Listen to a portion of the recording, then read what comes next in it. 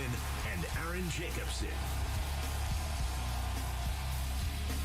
Good morning, Goons. Welcome into the Pat and Aaron Show. Aaron Jacobson here. Pat Donovan on vacation for the Thanksgiving holiday.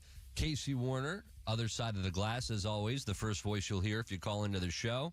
Interactive show, interactive week, Thanksgiving week. 888-546-4620. I have official confirmation. My father will join us tomorrow. The Jakeover is official. He'll be in studio tomorrow morning, which means he'll be invading Channel Side tonight, kind of a la Gasparilla pirate ship. He comes in, he pirates my place, he gets naked, he pillages, and then he goes home. He does the show and He goes home. So that will be tomorrow. But then we'll be off Thursday and Friday for Thanksgiving. Casey, you go back to Kentucky, your hometown, when? Yeah, Thursday morning, the morning of Thanksgiving. The morning of Thanksgiving. Mm-hmm. Are you guys a late afternoon dinner type of Thanksgiving crew? Just whenever and whoever can get together. It's not like a big family gathering per se. Just some of us on each side. I like that. Yeah, I like that. Mm-hmm. Mom, I love you too. I love that we're like set at 2:00 and we're all going to eat and everyone's going to be there at 2. We'll be there a little early, have some drinks. But I kind of like whenever we all get together, we get together. Yeah. Yeah, I'm trying to think this year because Thanksgiving is my favorite holiday, but it's like I start thinking already. I get very territorial over my Thanksgiving food. I already start thinking about what I'm going to do, how I'm going to get some home. So, I'll be thinking about leftovers already early and often here. Hey, we got a lot to talk about today. We're, of course, going to preview the Buccaneers taking on the Carolina Panthers. That's going to be a big game for them. Do not overlook these Carolina Panthers. Don't overlook any team moving forward. This is the NFL. Anything could happen. We had a great Monday night game last night between the Ravens and the Chargers, the Har Bowl, and it was the Ravens, once again, that gets the job done, and John Harbaugh getting the job done over Jim Harbaugh. And I have to tell you, and I've been saying it all season long, the Ravens are, I think, the most complete, the best team in football. Their secondary, they give up a lot of yards, but yesterday I thought they did a good job against the Chargers, and I think the Chargers did a terrible job on defense, containing what I think is the most dangerous offense in all the NFL in the Ravens. But you cannot overlook any team, and the Buccaneers can't do that when it comes to Carolina. We have some audio from Todd Bowles. We'll get to that audio in just a little bit. We got Situation Men coming up on the show a little bit later on. And what I think became, and it's kind of been happening, Casey, over the last couple of weeks is, I'm thinking, what's the big story? What's topic A? What's the top story for everyone here in Tampa Bay? And it just keeps popping its head up. The Rays Stadium saga continues. And yesterday, and we'll get into this a lot today, and I really would love, it got a little late yesterday, so I really couldn't reach out and try to get her on, but I would love to get Pinellas County Commission chairperson Kathleen Peters on the show, because she sent out a 2-page letter to the Rays yesterday, and this was big. This was the move that had to happen. And what she did was, and once again, this will be a big topic of conversation today, she asked the Rays to put in writing whether they intend to move forward on a $1.3 billion stadium that was voted in July. And they need to provide a notice, if they're not going to move forward with it, of termination. That notice needs to be in by Sunday. So really putting the flames to the Rays here, which I applaud Kathleen Peters. That's the move. Ball's in your court, Rays. You and I, Casey and Pat, we were walking around yesterday in downtown St. Pete, and we were talking about this and how that's the move that had to be made. That's a really smart decision. And Kathleen Peters details how she got with an attorney and sat down and discussed how to go about putting this essentially an ultimatum. She met with the assistant county attorney, Don Crowell, about this in the past few days. And that's important, because why this is very important and a pivotal moment in this saga is, and I detailed it a little bit in the last couple of weeks, if the county or the city terminates the contract, then the Rays are still going to be able to profit off the land. They can still profit off the redevelopment deal. And I want to once again credit Colleen Wright of the Tampa Bay Times, who I think has just done a fantastic job getting to the nitty-gritty of things here, because it's challenging. It's a very complicated issue. A lot of us aren't, myself included, I'm not caught up on everything going on with the council and the city council and the county commission and how it works, the inner workings of why dollars would go where, why votes would go a certain way. I think Colleen Wright's done an amazing job. But what has been set up here is now the county is saying, we're not going to be the ones to terminate this deal. You're going to have to be the ones to terminate this deal. And why that is so important is because that means if the Rays terminate this deal, then they're not going to be able to profit off the redevelopment of the land. And that is so important. That is such a big moment here because that's really what the Rays want.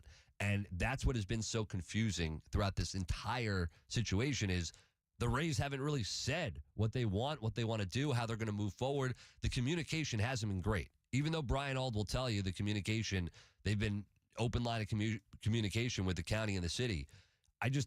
They've been very evasive. I don't even know if evasive is the word, but they really haven't been detailed in their descriptions. Just very broad, just bland comments that don't really seem to, they kind of beat around the bush, but they never really get to the meat of it.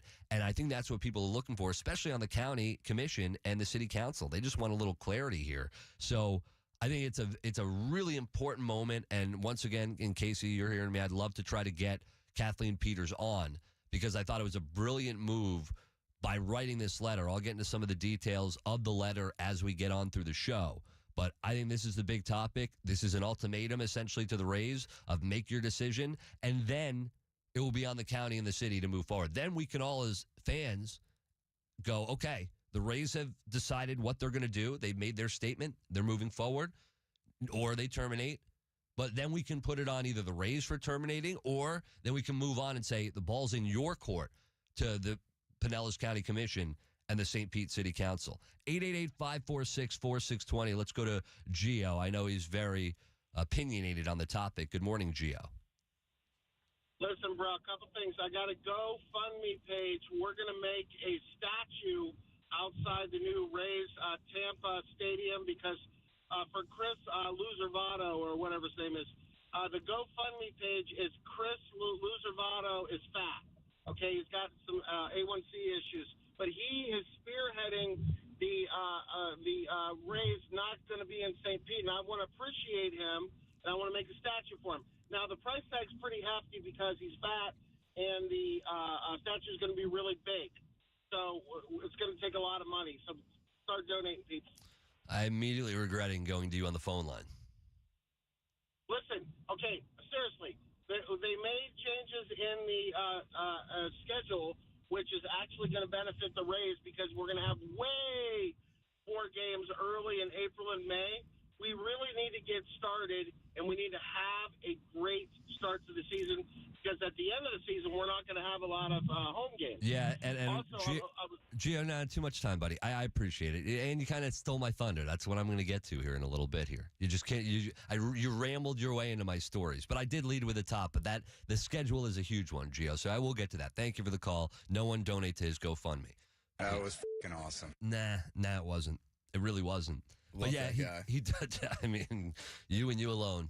You and you alone. I love weirdos, man. What can I say? I'm a weirdo. You know what? We all are, but someone's got to love him. He's a different type of weirdo. We told you some of the Gio stories yesterday. Like, Gio came to an event once we were doing at a restaurant that we were endorsing. And we're at this restaurant. We're trying to get them up and coming. Great restaurant. We're trying to get them moving off the ground. And Gio comes in and starts handing out, like, gift cards to Tijuana Flats. Like, dude, we're trying to help out this new business. It's Taco Tuesday, man. By the way, speaking of Tijuana Flats, we almost forgot, man. Oh, yeah. It's Taco Tuesday. I don't have the thing in front of me. Oh, we'll get to it. You got to find it for me. I'm looking at it. Should we play it now or wait coming back? Yeah, we'll wait. We'll play it coming back. Okay. We'll play it coming back. Yeah, we got a lot to get to on the show today. We are going to get to what Gio just mentioned. He's absolutely right. It's a big part of the conversation too now because of them playing at George Steinbrenner Field. Part of the home schedule is announced yesterday. It's funky. It is really weird. We'll get to that at around 6:30. We got top headlines coming up in just a few minutes. And then also, as I mentioned just a little bit ago, Casey, myself, and Pat Donovan, we were out at St. Pete Pier yesterday.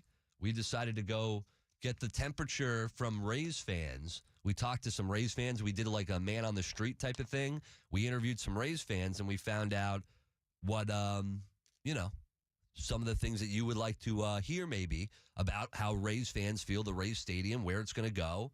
Are the Rays going to stay in Tampa Bay? Are they going to move to a different state? We met a lot of characters yesterday, and we're going to introduce you to some of those characters throughout the show today. But want to remind everyone, buy your holiday jewelry at IDC this weekend and get a free weekend getaway trip to see your favorite team or band anywhere in America. Yeah, this is really happening. It's Black Friday weekend at IDC. With every purchase, they're giving you something free, a huge gift with purchase offer, and check this out, a free $50 gift card when you spend over $249. How about a free Beast Weekender travel bag when you spend over $599, or a free Ninja Deluxe ice cream maker when you spend over $999. You can't beat that. And for something really cool, listen to this. When you spend over $2,000 on jewelry, you'll get 2 premium tickets to see your favorite band or sports team for free. It's great. It pays to shop early at IDC. Do not miss out on the annual Black Friday sale. Get an extreme value and price on your jewelry. They'll give you an amazing free gift. 3 days only, Friday, Saturday, and Sunday at International Diamond Center in Tampa.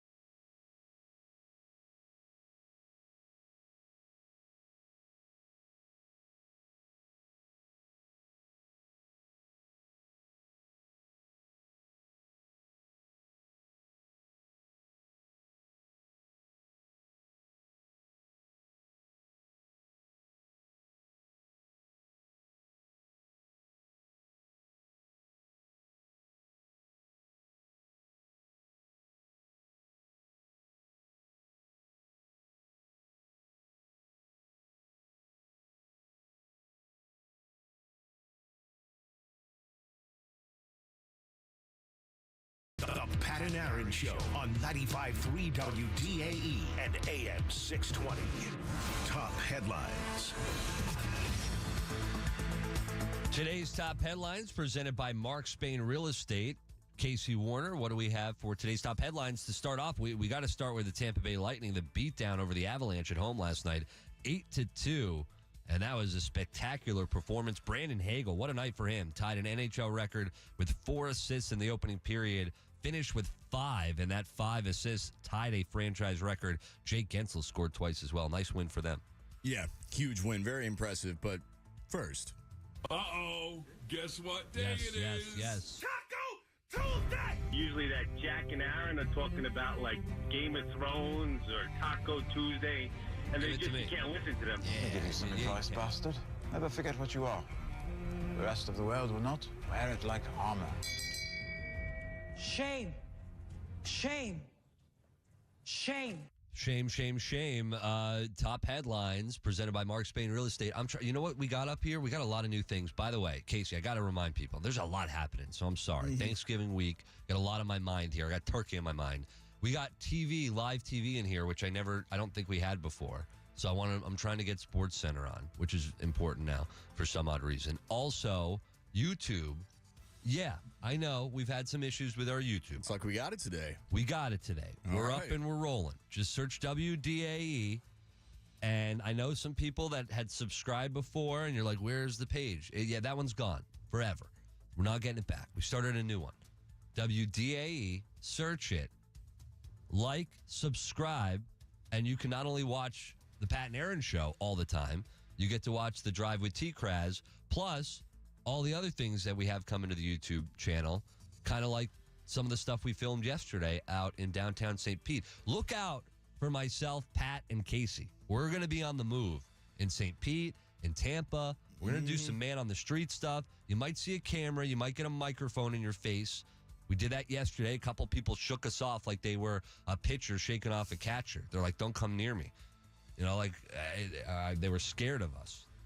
And, yeah, a couple other people. We met some colorful characters, to say the least, Casey. Oh, we did. And I got to say, even though you and Pat were wearing a Pat and Aaron shirt, no flagger downers. Nobody that was like, oh, hey, it's that Pat and Aaron. I like that, though. We're undercover, Thanks, dude. you know? No, hey, undercover. Put us down a peg. I like that. You're right. Nobody recognized us. Hey, you know, that's what we're about. Under the radar, flying under the radar, surprising you, throwing all that good stuff at you. I'm glad nobody recognized us. Pat was threatening to steal baby Jesus from the nativity scene at one point. See, that's why we don't need any recognition. Sorry, he wasn't threatening to steal. He wanted to go into the nativity scene. He wanted I'm to check it out. Dude, yeah. you can't go into the nativity scene, man. Yeah, you can't do that. In my opinion, it's a little early for that anyways. It's not even Thanksgiving yet. But, Oh, you know, no. It's never too early for a nativity scene. All right. Well, we'll get to some actual top headlines now. The first one, I'll elaborate more on that Monday night football matchup in what was the Har Bowl, and that is John Harbaugh moving to 3-0 against his brother Jim. It was very close at first, and it looked like the Chargers had a pretty good hold on that game in the first quarter, but then Lamar Jackson did what he does. He accounted for 3 touchdowns, and the Ravens scored 16 points in that second half to take hold of the game. They had a 30-16 lead at one point, ended up being 30-23. Derrick Henry keeping it up what he's been doing this year. 24 Unreal. carries, 140 yards on the ground. Lamar Jackson added just 15 yards on the ground and a touchdown on the ground. He had 2 touchdowns passing and 177 in the air. Herbert had one on the ground with his feet. That's Lamar right. had one. So both quarterbacks had one, a rushing touchdown.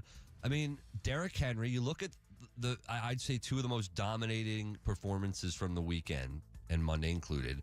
It was the Eagles and Saquon Barkley running wild, and it was the Ravens doing the same thing yesterday, running wild. Lamar was extremely efficient, but he didn't have to air the ball out. They just ran the ball so well yesterday, and that is the formula. So you look at both those teams. Yeah, I mean, the addition of Derrick Henry and the addition of Saquon Barkley, as good as I knew they were, I did not see this coming, and all the credit in the world to Pat Donovan. He saw this coming. He certainly did. I didn't. Yeah, I definitely didn't either. And what's funny is after coming off of a season last year where running backs were kind of, teaming up, coming together, saying, how can we get more money? How can we change this situation in which we're not getting these contracts, this guaranteed money because of the shelf life? they completely just came out here and proved all that wrong. I mean, you had two guys, one in Derrick Henry for the Titans and another for Saquon Barkley and the Giants that were literally faces of their franchise. And they said, no, you're gone. That's it. It doesn't matter. You're a running back. We don't need that contract. We don't need to give you that money.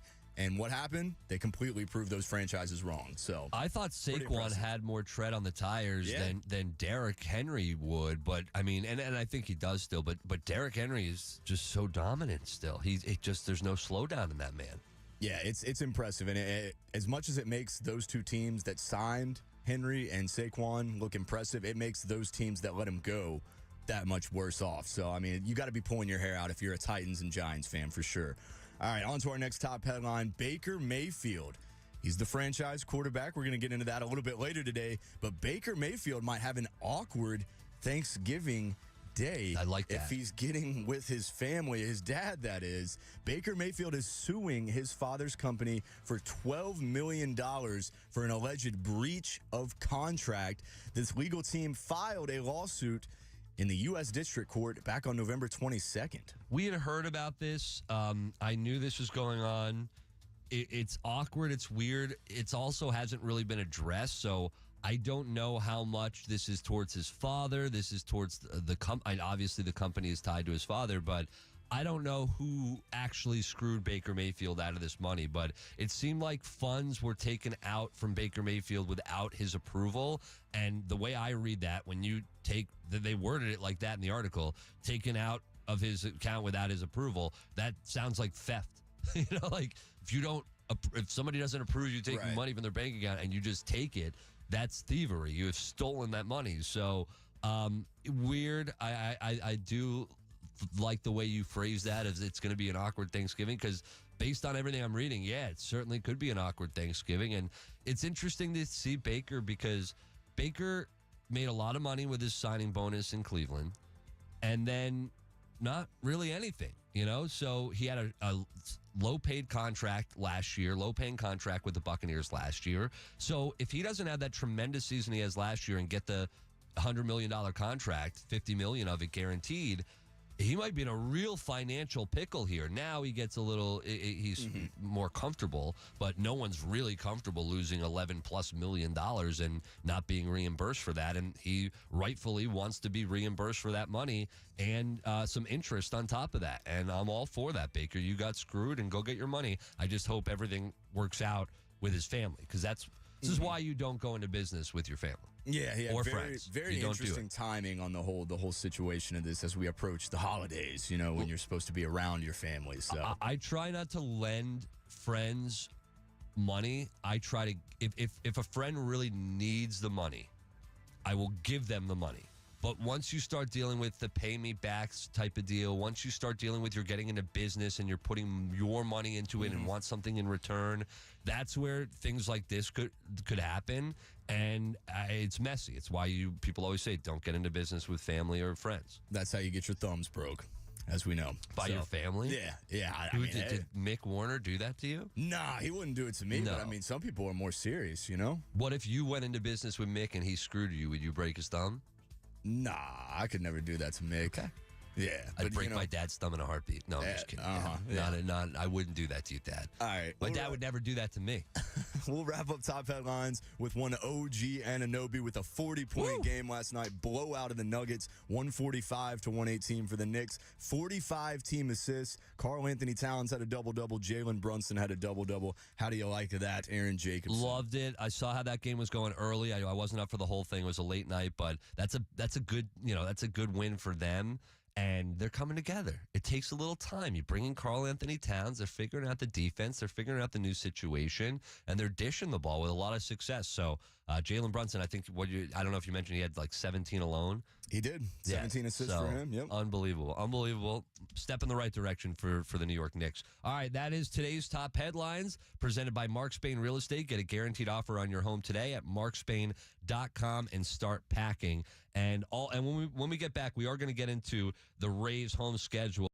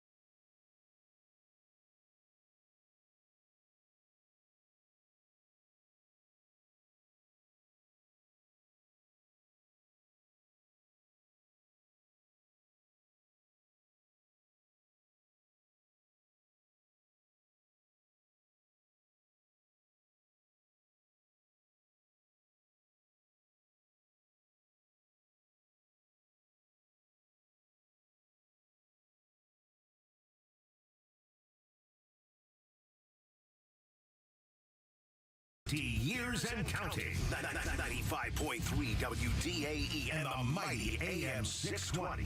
Powered locally by Ferguson HVAC. Welcome back to the Pat and Aaron Show. Big news yesterday. Major League Baseball switched a pair of series involving the Tampa Bay Rays for the first 2 months of the season. What they're trying to do here is they're trying to avoid the summer rain. We know how hot it's going to be. We know how much rain we get here in the summer. Open air at Steinbrenner Field. So it's going to be very interesting to see how many postponements there are, but Major League Baseball stepping in here trying to avoid that before we get to that. So Tampa Bay is scheduled to play 19 of its first 22 games at home, and 37 of the first 54 through May 28th are going to be at home. Then they're going to play 64 of their last 108 games on the road. They are going to have to be road warriors down the stretch if the Rays are going to want to ease their way into the playoffs. They're going to have to win some games early at home and take advantage of that home schedule. And then they are going to go on the road a lot. Home for only 8 games each in July and August. And then what they did to move some things around, there was a series that was scheduled at L.A. to take on the Angels April 7th through the 9th. That will be moved to Tampa, the 8th through the 10th. And the second series between the teams will be played in Anaheim August 4th through the 6th instead of in St. Pete August 5th through the 7th. They moved Minnesota's first series against the Rays. That's going to be played at Steinbrenner Field instead of being played at Target Field. This is where things are going to get really, really challenging. These are going to be the most challenging portions of the season as far as I'm concerned for the Rays. You've got, going into the All-Star break, a 10-game road trip to Minnesota, Detroit, and Boston. All I expect to be contenders this year. Then you've got a 12-game road trip, not as challenging, but still a road trip out west is challenging. The Angels, Seattle, Oakland, and San Francisco. That's happening August 4th through the 17th. Those are really tough stretches for a team coming basically out of the All-Star break. You're playing a lot of road games. That's a brutal stretch of the season. You need that All-Star break for a little bit of relief. Then you come back, you go right back on the road. So I understand what Major League Baseball is trying to do here, but this is why you cannot have an open-air stadium here in the Bay Area. You just can't do it because you're going to have too many games and the anticipation of too many games being called out. Now, the Class A Tampa Tarpons, they're the usual team at Steinbrenner Field. They had 6 home postponements, 2 cancellations, and 4 suspended games this year, and that was just from June 21st through September 8th. So it does, put a wrench into your schedule and put a wrench into your season when you're dealing with that many postponements. So schedule announced yesterday. It's going to be really a lot of home games early on, and you got to take advantage of that. You've got it. You're playing at home. You're going to be playing, well, kind of at home at George Steinbrenner Field. I mean, I still think it's going to feel like home. Now, the Yankees series are going to be tough. When the Yankees, I got to look at the schedule and see when that's happening, because that's going to be, you're going to get a lot of Yankees fans there. But, man, you got to win those home games. And I know it's going to be interesting. It's going to be different, not playing at the Trop. You got a new home that's being called your home. But you got to start early. You got to start hot. And 2 years ago, they started off historically hot. One of the best starts we've ever seen in baseball. And then last year, not so much. So when you get your pitchers back and you start that season, you have to have a sense of urgency. And I wonder how much that plays in. Now, I bet Kevin Cash he'll downplay that. But it is certainly something to keep our eye on, because you get off to a slow start, then the sense of urgency starts to come in and you start to realize you got to do all that on the road. And especially that going into the All-Star break where you're already going to be tired and you've got a run of Minnesota, Detroit, and Boston, right? You know you're going to have to face some good pitching there. You might get Scooble there in Detroit. That's a really challenge. That becomes a challenging road trip for this team.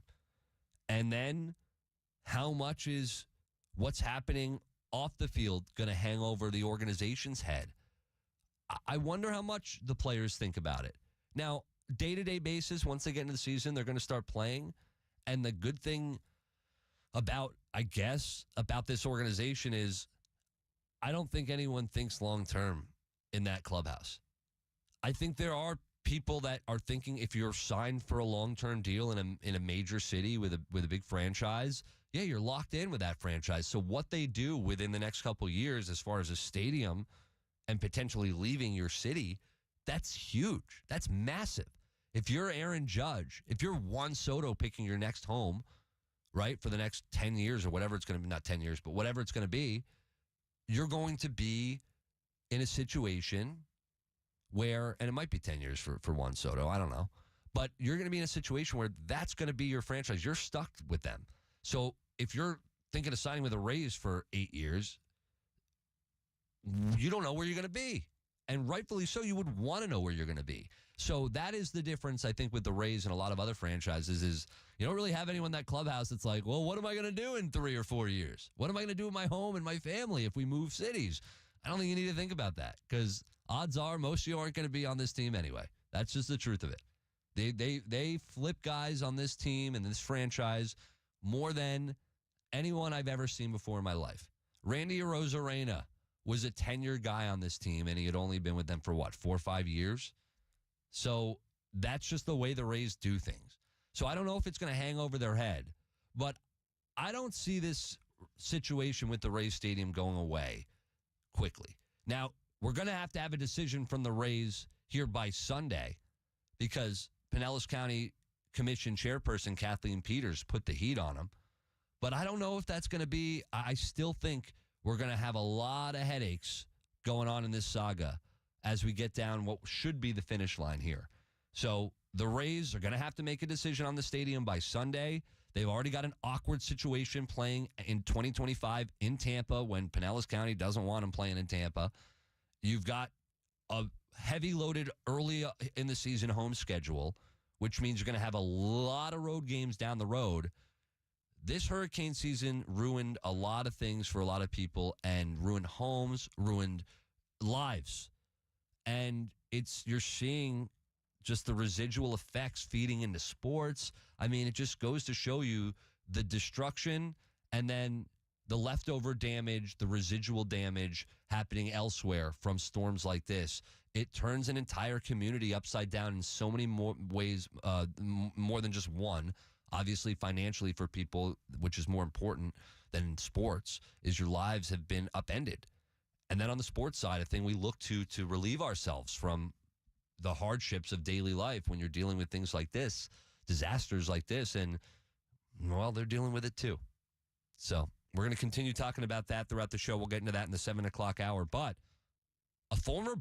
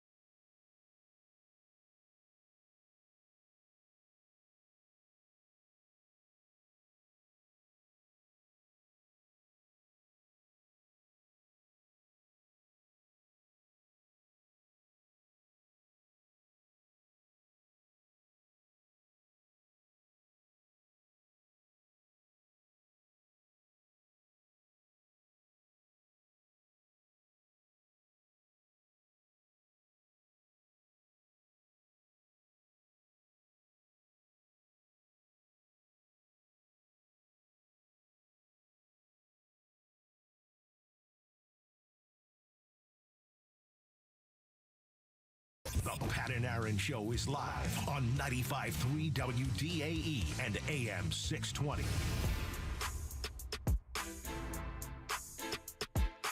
Want to remind everyone you can win tickets to the Pro Cup happening December 12th to the 14th at Innisbrook Resort in Palm Harbor. You can watch legends like John Smoltz, Jerome Bettis, The Bus, Jeremy Roenick. They're going to challenge each other like never before. Register to win tickets at 953WDAE.com. The Lightning got it done, and I believe we're going to hopefully speak with Jeremy Roenick at some point. That's what I'm hearing. We're trying to line that up. Jerome Bettis as well. So some good things on the way here. But the Lightning getting it done at Amalie Arena last night, 8-2 over the Colorado Avalanche, and an amazing first period for them. They scored 5 goals in the first period. That ties a franchise record for goals in the first. And the last time they scored 5 goals in the first period was in 2011. So unbelievable. And the last time they scored 5 goals in the second period happened in 2024. So a hot start. We talked about needing to get off the hot starts, especially at home, and they did it yesterday. And Brandon Hagel was dishing the puck yesterday. He had 5 assists, of tying a franchise record. Braden Point, his 7th power play goal of the season, and he gained sole possession of the NHL, leading in power play goals this season. So we talk about the loss of Stammer and what it's going to mean to the power play unit. Well, Braden Point, when he's been out there and healthy, he has certainly been a huge help to that situation. I don't know if you saw this, Casey Warner, but Pat Donovan out today, Aaron Jacobson here with Casey Warner. Hockey players are tough SOBs, man.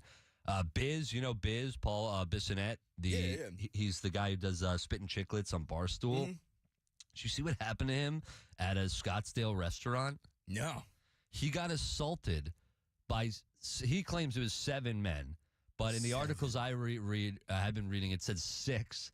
And it stemmed from, he saw these drunk guys coming in from a golfing outing, and they were kind of harassing people at the restaurant.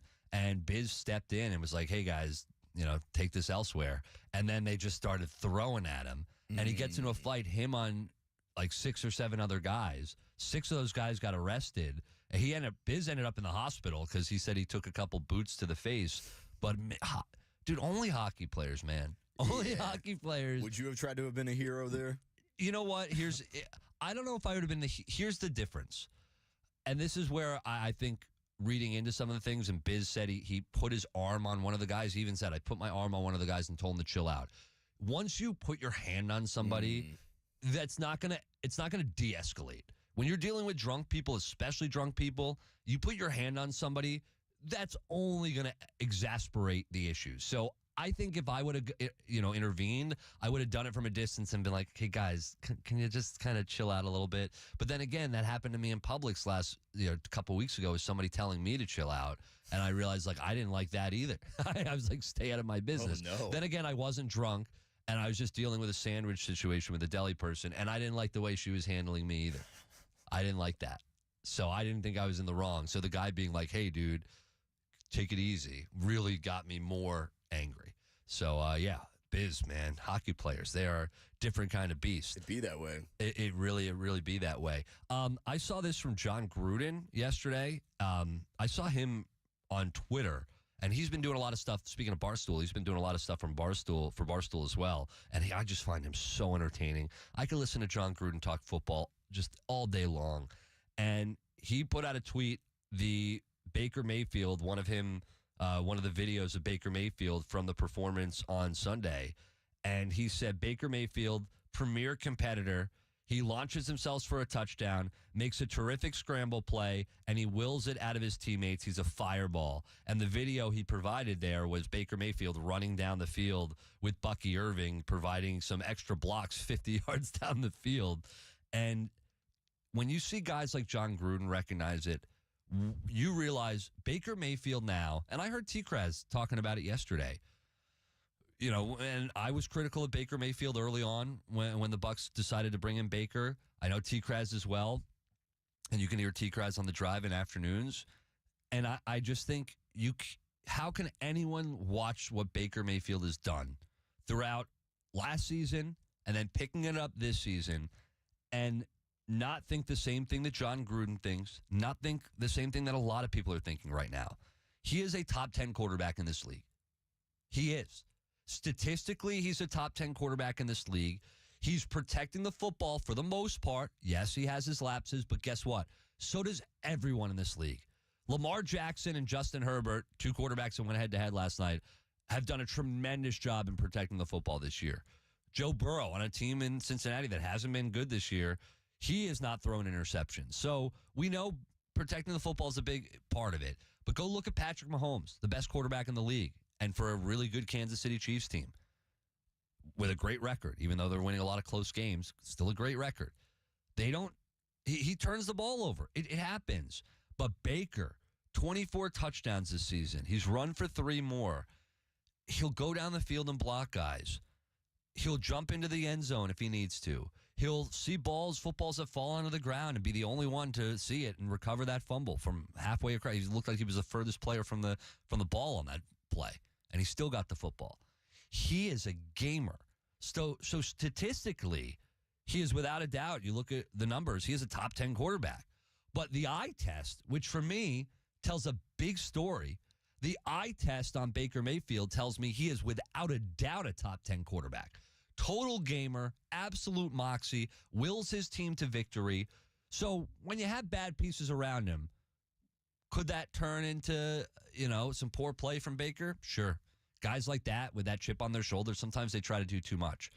But when you have the pieces around you, and I think most importantly this season, you saw the makings of it last year under Dave Canales, and then you get an even better offensive coordinator. What a move to bring in Liam Cohen. What an absolute move and a steal of a move.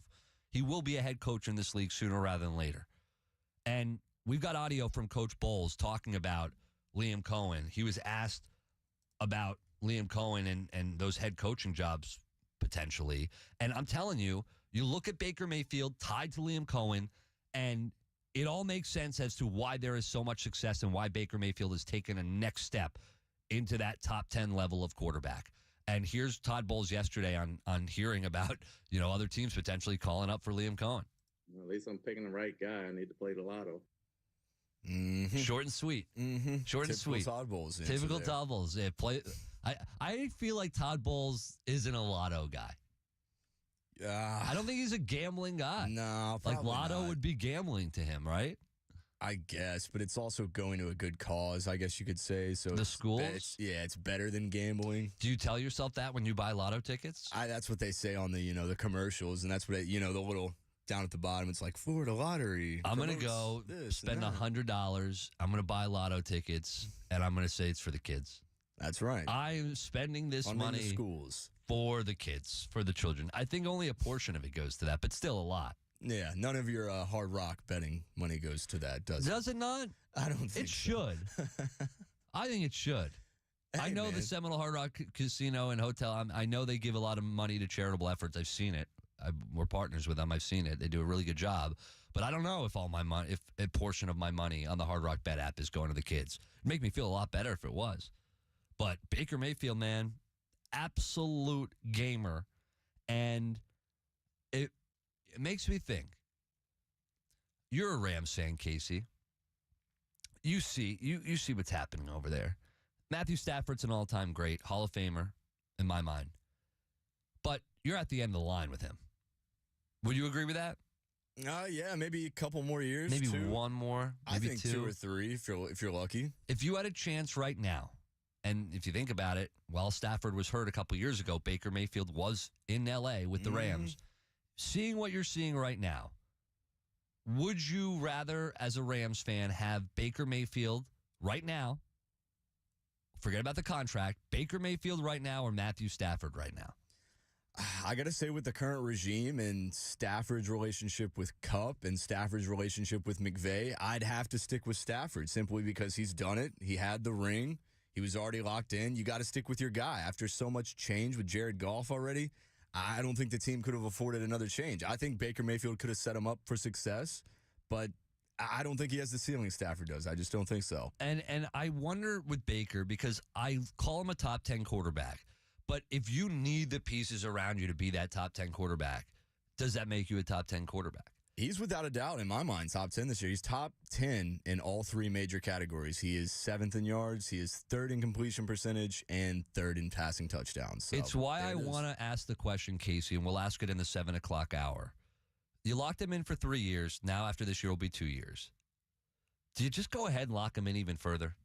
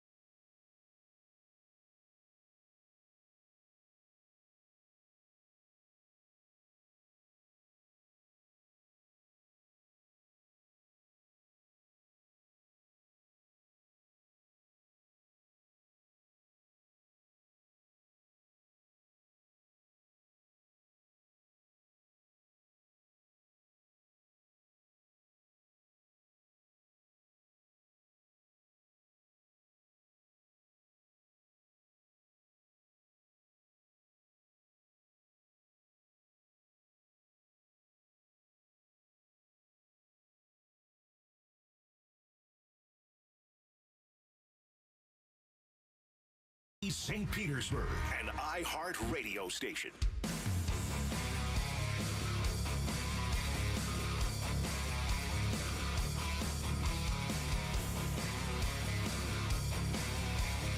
I'm looking at some of the contracts of the quarterbacks in the NFL, and it's pretty insane where Baker Mayfield falls on the list. Number 18 as far as the highest paid quarterbacks, right above Geno Smith, right below Aaron Rodgers.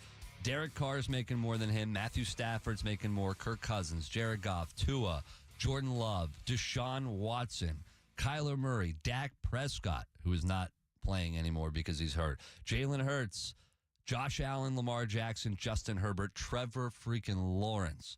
Joe Burrow, and Patrick Mahomes. At some point, you got to think, and Baker now looks like a steal of a deal the way he's been playing and what he's done for this franchise. You got him on a bargain deal. So do you want to potentially set yourself up? And this is where the salary cap becomes really tricky.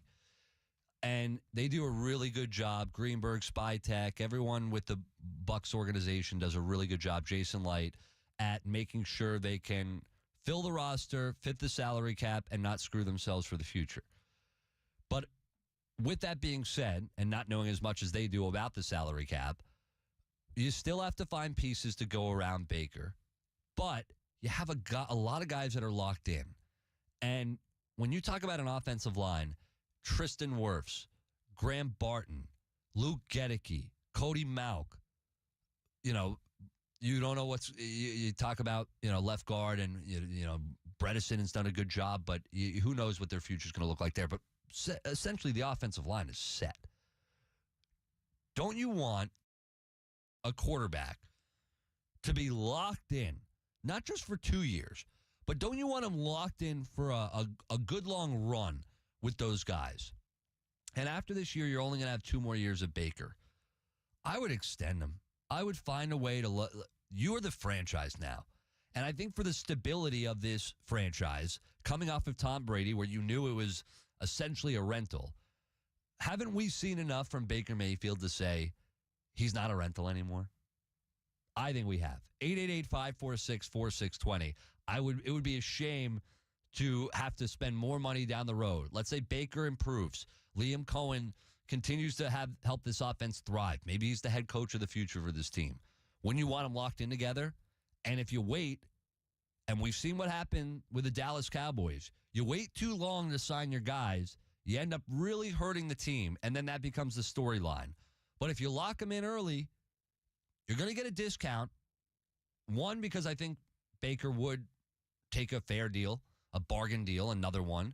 And two, because down the line, if you wait another year, you know how this works. That contract is going to be even greater down the line. It's going to be even more money down the line, especially if he continues to play well. If he's a top 10 quarterback in this league, he's going to make more money. 888-546-4620. I do want to get into the letter from Pinellas County Commission Chairperson Kathleen Peters. She sent this is a very pivotal moment in this saga with the Rays Stadium. She sent a letter to the Rays yesterday asking the team to put in writing whether it intends to move forward with the $1.3 billion stadium. Of course, they voted for that in July. Now, I think it's important. The Rays have made it seem like there's been a timeline for when they need to make a decision. Or when the Rays seem to think that there needs to be a timeline for when Pinellas County, I should say, needs to make that decision. There was never that. That was never in writing. There was never a timeline for an exact date they had to have the vote in by. So I think the Rays have made it clear that they need more clarity from, or the commission in the county commission in the city have made it clear they need more clarity from the Rays. That has been the problem for the county, is that the Rays have been extremely vague, and now Kathleen Peters is holding the fire to them, saying, you need to give us more clarity and state whether you are going to go forward with the agreement or you are going to back out. Why this is important? The Rays want the fund. They want the funds for the stadium, but also they want the land. They want the profit off the redevelopment deal. And if the Rays aren't the ones to kill the deal, if the county and the city are the ones to kill the deal, the Rays will still be able to profit off that land and redevelopment with the Hines Group. But if it's the Rays that kill the deal and not the county or the city, they're not going to profit off it. Kathleen Peters sees this, and that's an important move yesterday, saying by Sunday, you need to provide a notice of termination if that's how you're going to be moving forward here. Now, let's take a look back here with some of the issues, the background issues. The original agreement required the Rays to cover all the cost of overruns. Now, this is where Brian All, Matt Silverman, Stu Sternberg, this is where they are concerned about the costs going up, and also their revenue has been declining, especially now. You're going to be playing at a smaller stadium in Tampa. They're going to lose revenue. That has caused delays.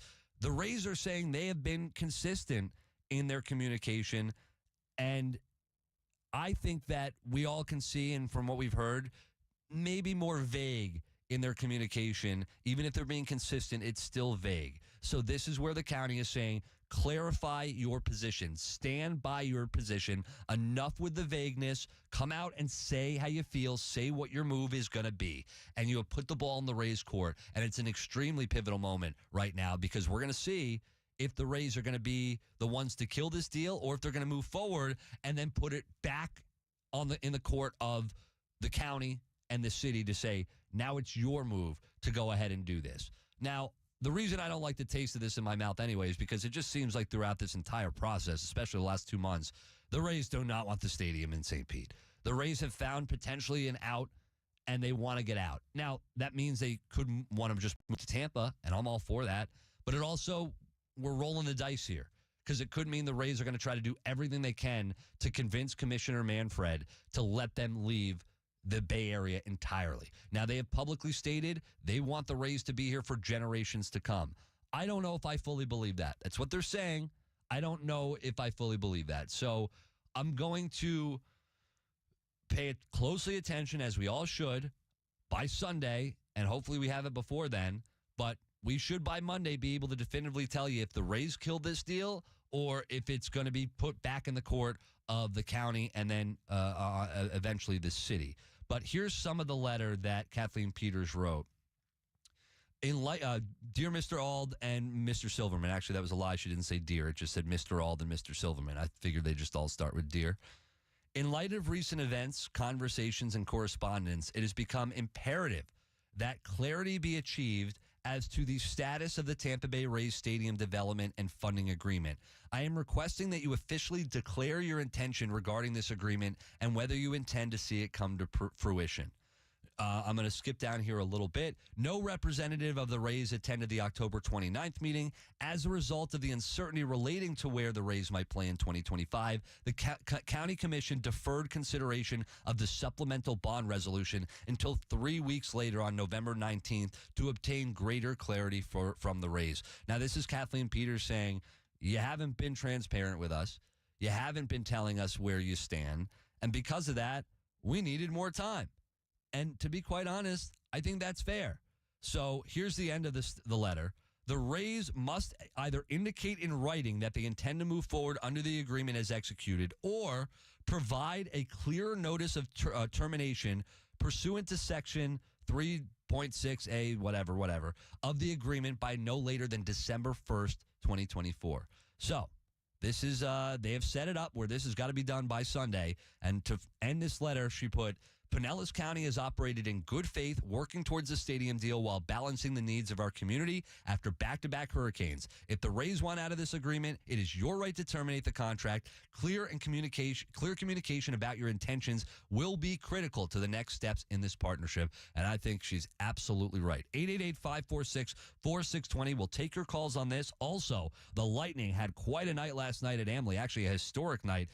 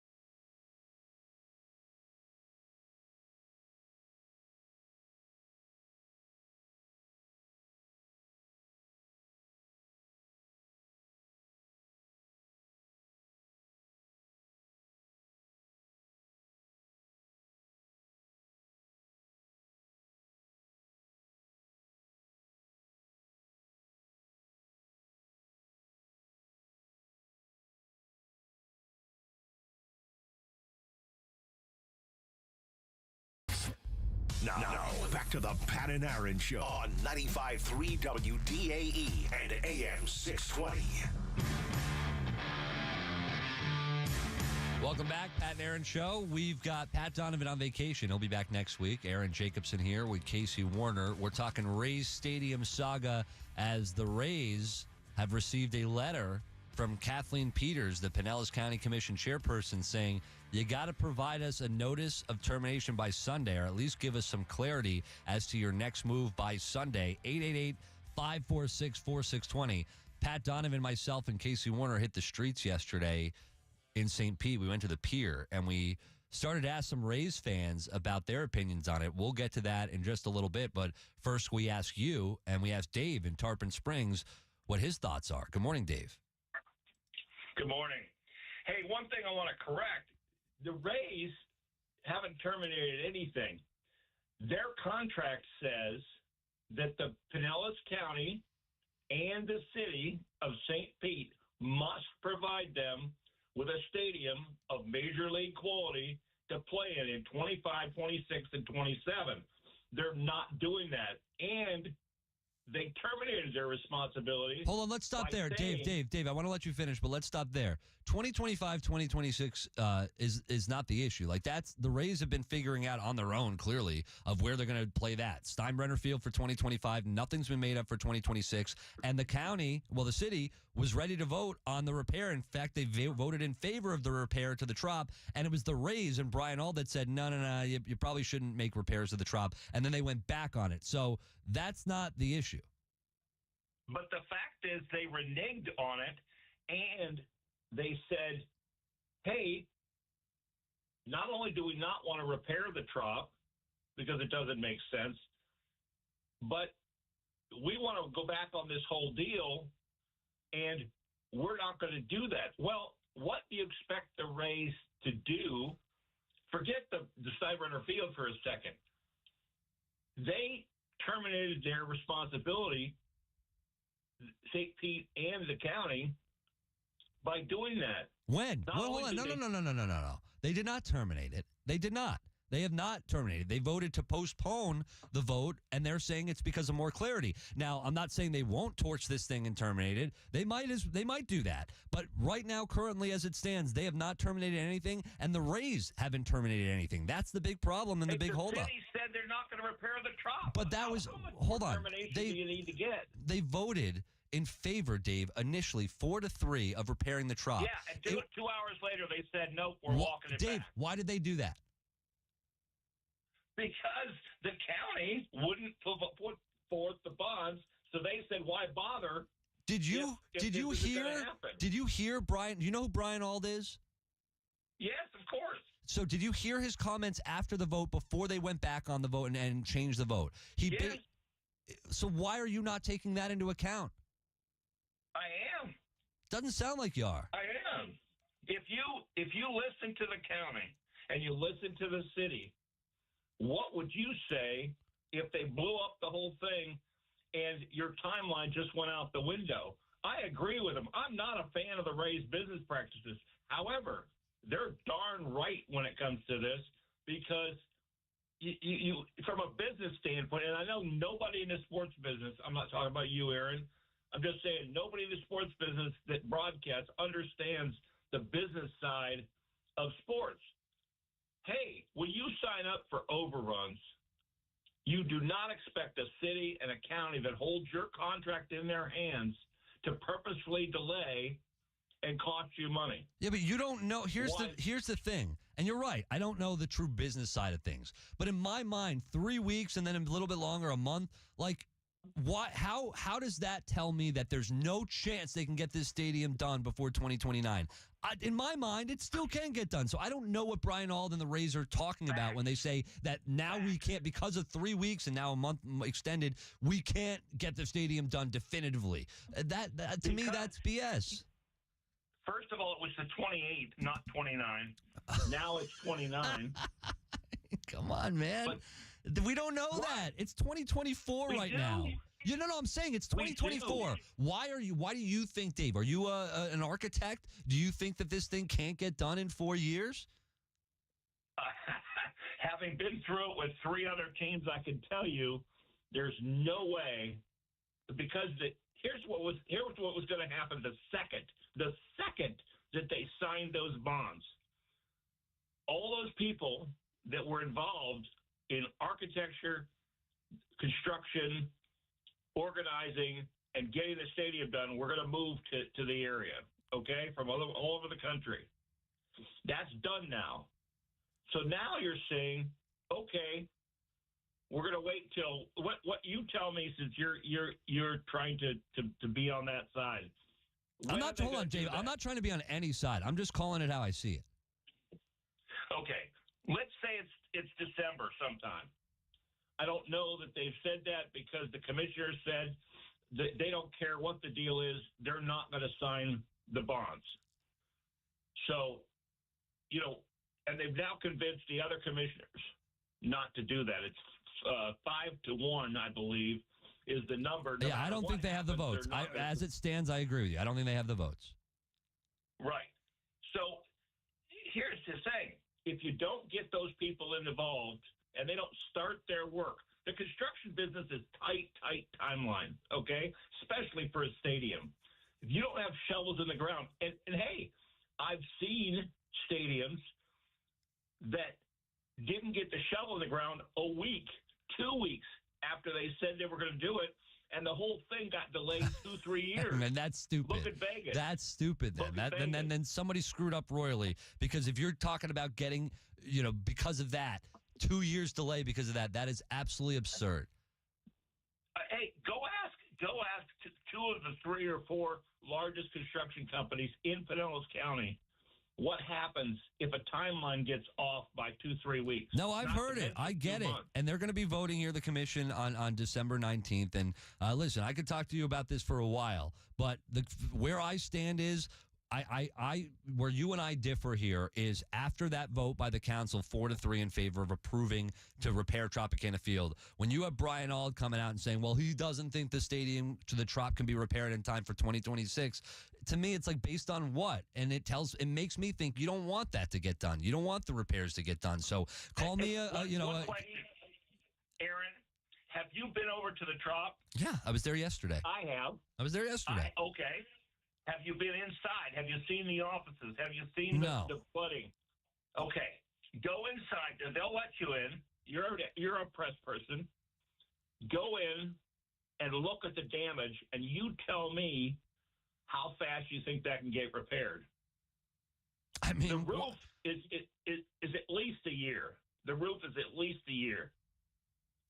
I mean, once again, and I have to, and you know what? It's a good point, Dave, and thank you for the call. I should start talking to people. I really appreciate the back and forth. I should start talking to some people in the know when it comes to how long the timeline takes to repairs, because I don't want to act like, listen, I'm a sports guy. I don't know. I've seen the pictures from above, the overhead view. I've seen how devastated that Trop looks. I also don't know how long it takes to redesign it and get the offices. It took me an hour to put together a standing fan that should take a normal person 5 minutes. I read the instructions. They were in English. It was essentially Chinese to me. So to me, yeah, it would take like 10 years, maybe longer, maybe a lifetime. That's like the Mona Lisa is putting together an office, like building an office back from the ground up. That would be my Mona Lisa. For a normal man, that's like a couple weeks, maybe a month. I don't know. You're asking the wrong guy. Let's go to Ray in Seminole. What's up, Ray? Aaron, good morning, brother. Great show. Stu Sternberg screwed up after the storms. They got 2 new commissioners got voted in. Council had already stamped it. But I equate it to like Stu Sternberg, the former owner of a home, and the mortgage company all agree to go in thirds on building a house. But then, Stu Sternberg gets pissed off because they won't wash the windows for him when things done. And at the end of the day, it's kind of what this is, because he will lose a little money if they have to go an extra year. He's going to lose some money playing over in Tampa. But he's still getting over $1 billion in a deal in the stadium that's going to last the next 30 years. I got to tell you, I love the fact that the county commissioner and Kathleen put him on the spot. Yeah. It's like, tell us by Sunday. And if he doesn't answer by Sunday, if there's no letter from them by Sunday with a little hat in hand, then everybody all along was right. He never had intentions on being here, and he's either going to sell it or he's out. Am I right? You're right, Ray. It's a great call, and thank you for the call. We're up against it. On the flip side, if they do that, if the Rays decide not to terminate it and go forward with it, and then we get to December 17th when the commission is scheduled to vote on the bonds, and the commission votes it down, which I think is quite possibly going to happen. Then we can put it on the county commission. Then we can put it on Pinellas County, and we can take the anger. I will flip my anger, and it will not be on the Rays any longer. I promise you that. And for Dave earlier to say, like, what side I'm on, I am not on a side. I'm on the side of what's going to keep a stadium in Tampa Bay. I would prefer it to be in Tampa, but what keeps it in Tampa Bay? And I call it how I see it as far as where the dice are rolling. And right now, I see bad on both sides. I like that the ball's in a court right now. It's on the Rays court, in the Rays court.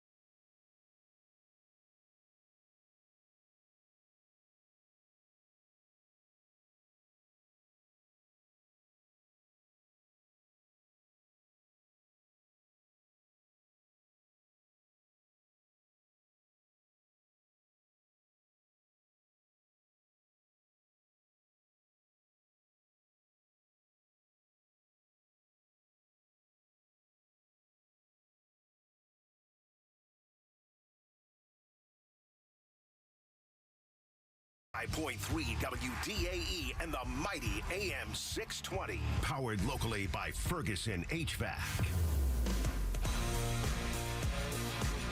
Log on now to the contest page at 953WDAE.com for your shot to beat the pro this Friday on The Drive, where you could qualify for a 5-night stay in an oceanfront suite plus airfare, food, and a free round of golf at the Buccaneers Resort in St. Croix. Hit up that contest page now. Register to beat the pro on 95.3 WDAE and AM 620, Tampa Bay's home for football. And make sure while you're online, go over to our YouTube page and just search WDAE. You might think you're already subscribed. You're not. Well, some of you are. But we have a totally new YouTube page. So you want to watch Pat and Aaron Show. You want to watch The Drive with T-Kraz. And you want to see some exclusive content that we'll be putting on the YouTube page that you can only get on the YouTube page. Make sure you go subscribe to that now. Search WDAE. You'll see the live show for the Pat and Aaron Show right now as we're talking about an ultimatum given to the Rays by the Pinellas County Commission. That continues to be the conversation. We will get into the Lightning win over the Colorado Avalanche yesterday. A nice win for them, 8-2 at home. 5 goals in that opening period for the Lightning, and a historic night for Brandon Hagel as well. 5 assists on the night, tying a franchise record 4 in the first period alone. But we're getting back to the phone lines as Ben and Gabe have been waiting to get in on the stadium conversation. 888-546-4620 if you'd like to jump aboard as well. Let's go to Gabe in Seminole. Good morning, Gabe. Good morning, Aaron. This is a pretty complicated argument from both sides. Really, who didn't think some creepy feelings when you saw the stadium's roof missing and wondered what was going to happen? Even how the history of the stadium started, they built the thing without a team. And, as much as I can understand owning a business and wanting to make money, the county doesn't know how many hurricanes we're going to get hit with, in the future. And that's a lot of money for a sport, a game. And every time a storm hits our county, we have a red tide. We have water problems. You guys have a fishing guy on every so often. Every he Thursday. Talks about it. There's bigger issues in this county than a damn game right now. And if we have an ownership that doesn't want to work with the county, I can see it from both sides, but I got to side with the county. Lifetime resident, 51 years old. If they leave, I can understand. If they stay, I really worry about the future water quality and the things I love about this county that make it special to me. Anyway, go Goons. You guys have a great show. Hey, man, appreciating. Good call. And listen, I agree with you to an extent. I think sports are very important, and I think there's definitely a lot of cleanup and a lot of things that have to be done here in the entire Tampa Bay area to come back from the storm season that we just had, which is just coming into an end here. And it's just been a really, really bad one. We all know that. But I agree with you to an extent. I think the Rays need to be a little bit more lenient. And I think the county commission really, the Rays and the county commission and the city council, they screwed this up from the start. The fact that you did this in an election year, bad news bears from the start. You got 2 new council members that are in. You held the vote until after they were sworn in, and you've got people that are now part of the commission that don't want 2 new votes against the stadium. So if you really wanted to get this done, you had to do it before the election year, and you didn't do that. Let's go to Ben in West Chase. Good morning, Ben. Morning, Aaron. How's everything going with you guys today? Doing well, man. Ready for Turkey Day on Thursday. Some football. Good week ahead. Yeah, do a little fast and make some extra room. Do That's a fallacy, Ben. And I think you know that.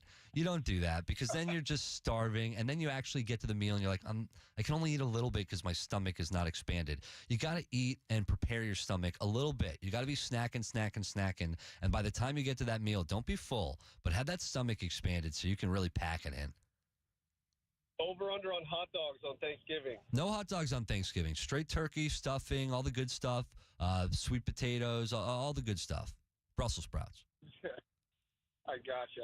Well, one thing I wanted to touch on with the stadium is obviously the Rays allotted, I think it was around $700 million that they were going to contribute from their end.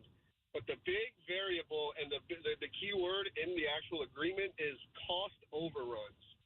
And I think you and I can agree that timelines and firm dates for projects in this area are it's circumstantial with the type of weather we get and, the fact that it's pretty crazy year-round here in the Bay Area. Plus, we got the Howard Franklin being built as we speak. So I don't think Sternberg is willing to take on that cost overrun idea because anything additional would fall strictly on his wallet.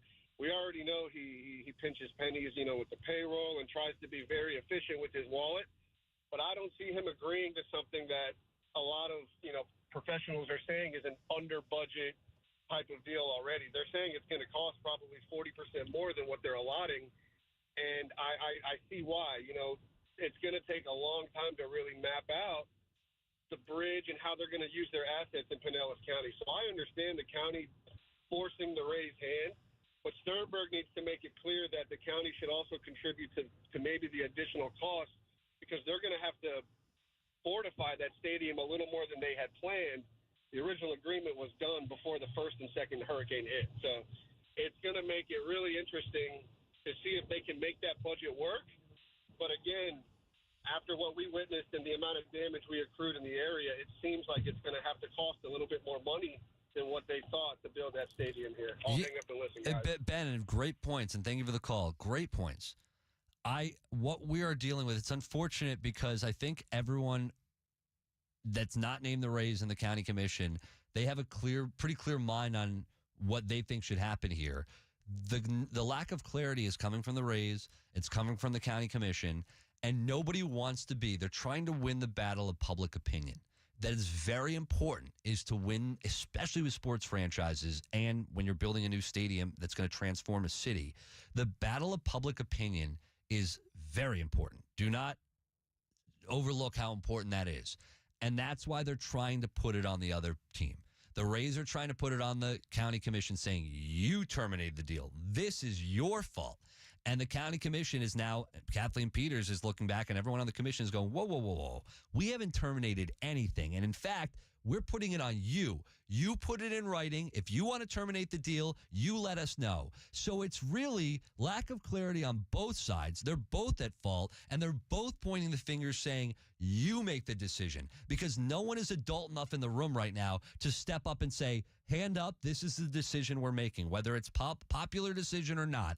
And the reason that's the case is I don't think St. Pete, the council, they don't have, or Pinellas County Commission, they don't have the votes to get this stadium to go through. So they know they're going to get killed by the public when that vote goes against the Rays Stadium. The Rays, on the other hand, I believe, don't know it for a fact, but I believe the Rays don't want that stadium in St. Pete. They want to get the money off the redevelopment deal, and they want that stadium somewhere where they know they're going to put butts in the stands, and they know it doesn't work in St. Pete. We all know it doesn't work in St. Pete. The county commissioners probably know it doesn't work in St. Pete, but the redevelopment and everything with the new stadium, they want that money, and they want to flourish off that land, which will have people going to it. I don't know if it's going to drive more people to the stadium, but the Rays don't want it in St. Pete. I truly believe that. So they're doing a pointing of the finger saying, this is on you, this is on you.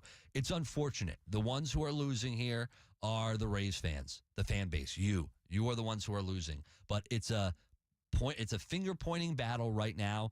And it's the way I see this going, just reading the writing on the wall, there's no way this deal comes together. After everything that has taken place, the bad blood between the county commission, St. Pete City Council, and the Rays, I don't see how they can mend that relationship. There has been too much mudslinging going on in the public right now, and whoever comes out on top in the battle of public opinion, the other side is not going to be happy, and they're going to look bad, and it's going to have to be a divorce. There's just no way forward here.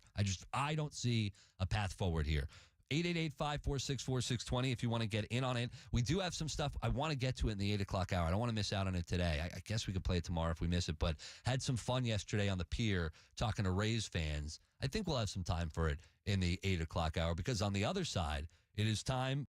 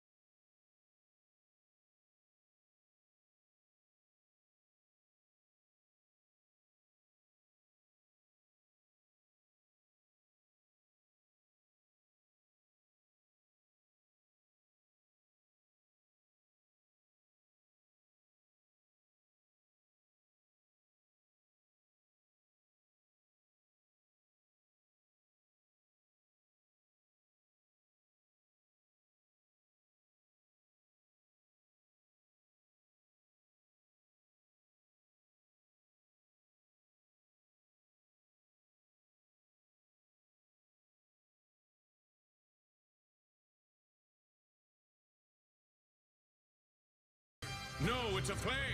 No. Who are you supposed to be? It's your friendly neighborhood situation man. That's right. Time for Situation Men on the Pat and Aaron Show. Casey Warner, the keeper of the situations on this Thanksgiving week. What do we got? Oh, let's go. First things first. We got some big games on Thursday. The NFL slate is as follows. Chicago at Detroit at 12:30. Giants at Dallas Cowboys at 4:30. And the Miami Dolphins at Green Bay Packers at 8:20. So I pose the first situation to you. No one, and I mean no one except Cowboys fans, want to see the Cowboys stink it up on Thanksgiving this year, or any year really, in my opinion. What is a new idea you have to give different teams aside from the same old Lions and Cowboys? Everybody wants to see the Lions. I'll give them that. Do we like that game? Let's start with that. Chicago or Detroit or Miami Green Bay? I think the Miami Green Bay game is the better game because of they're both in it. Like Miami's fighting to get back in the wild card hunt, and Green Bay is doing their thing with their big win last week. So what's an idea that you have to give different teams a chance to play on Turkey Day? I have one off the top of my head that's great. I'd like to hear yours because I was starting to think about it a couple breaks ago of what I would do to change it. And it's kind of hard because if it's just kind of how it goes. If a team's playing poorly or they're dealing with injuries, you just can't change the schedule as far as Thanksgiving. And the reason is why it's different from like just a regular primetime game. So many people will plan their travel based on that game and how they're going to go see that game. So I think it just screws up too many travel plans if like week 5 you go, oh, well, we're flexing that game or switching that game. Sure, yeah. No, I totally agree with that in season. It's not possible. I was pondering that on my way in, and what I got is there's a lottery, obviously, in the NHL and the NBA to get draft picks. There's no lottery in the NFL for anything. So let's add a lottery for Thanksgiving Day. All the teams that finish in the playoffs the previous season get put into this lottery. And 6 teams, the top 6 teams, get pulled from this lottery, get to play on Thanksgiving Day. Well, now, based on the schedule and who the divisions you're playing, I think there's a variation of that you can do. Right. I mean, we'd all love to see playoff teams go head-to-head, right? Of course. Now, I think you can take the top 3 teams and say, pick the top 3 teams and go, you all are playing on Thanksgiving. You just won the pool. You're playing on Thanksgiving. And then the schedule makers can decide who their opponent is. And you hope that's a good matchup, or at least potential for a good matchup. But, I mean, I guess this year, the way it shapes up is 2 of the home teams, Green Bay and the Lions, are some of the best teams in football. The bad team is the Cowboys, and I don't think that was expected this year, but they get the turkey game. I'm with you. I think that it would be fun to change it up a little bit. How about the Bucks on Thanksgiving? Have you ever seen that? Has that ever happened? Bucks on Thanksgiving? I'm sure it has. I don't remember. Yeah, I was going to say, not in my lifetime that I remember, but it would be pretty cool. I'd love to see my Rams play on Thanksgiving. We'd love to see the Bucks play on Thanksgiving. So, something to think about. Next one. Which QB contract would you rather have to deal with currently? Deshaun Watson's Browns contract or Aaron Rodgers' Jets contract? It's Aaron Rodgers. I would rather have Aaron Rodgers' Jets contract. It doesn't have the longevity of it. And Aaron Rodgers isn't, listen, it's not been good, but that entire organization is a joke. Same with the Browns, but you brought in, that was the wrong decision from the start to bring in Deshaun Watson on that crazy guaranteed contract. It's not the same thing with Aaron Rodgers. You thought Aaron Rodgers was going to come in and change your franchise. He tore his Achilles in his first 4 snaps of the season in his first season. So I think the Aaron Rodgers contract is easier to get out from with under. You can get yourself out of that easier than the Browns fully guaranteed with Deshaun Watson. I was reading into that Rodgers situation a little bit more yesterday, and he's been denying scans and tests on various injuries that have bothered him this year. Isn't that insane, man? I mean, that's just a complete mess over there. It's a mess. He's playing through injuries, and he's not even worried about it this year. All right, so next up, what do you do when someone makes you food and it doesn't taste how you expect? My palate has evolved over and by the way, somebody texted in, I thought this was the case under Tom Brady. The Bucs played the Cowboys on Thanksgiving a few years ago. So, but have the Bucs ever hosted a home game? I don't think so. I don't think the Bucs have ever hosted. Because I know the Jets did one year in New York many years ago. The butt fumble game. Yeah, I was there. I was at the Thanksgiving game. Yeah, what a joke of an organization. So I eat it. My palate's expanded. I am eating everything these days. I can eat anything, and I will be happy with it. Maybe occasionally, like back in the day, I would put a little bad chew into a napkin, and I would save it and throw it away for later. But I would do that discreetly. Nobody would see the bad chew coming out of the mouth. Right. Yeah, personally, I do this number. I'll eat it. Like, I'm like you. I'm not picky. I'll eat it. But if I know I don't want to eat any more of it, I'll leave it on the plate. And then I'll take my plate, if it's a paper plate, and fold it so you can't see what's on my plate and just kind of, slide over to the trash can. And That's smart. Yeah. You're going to do that?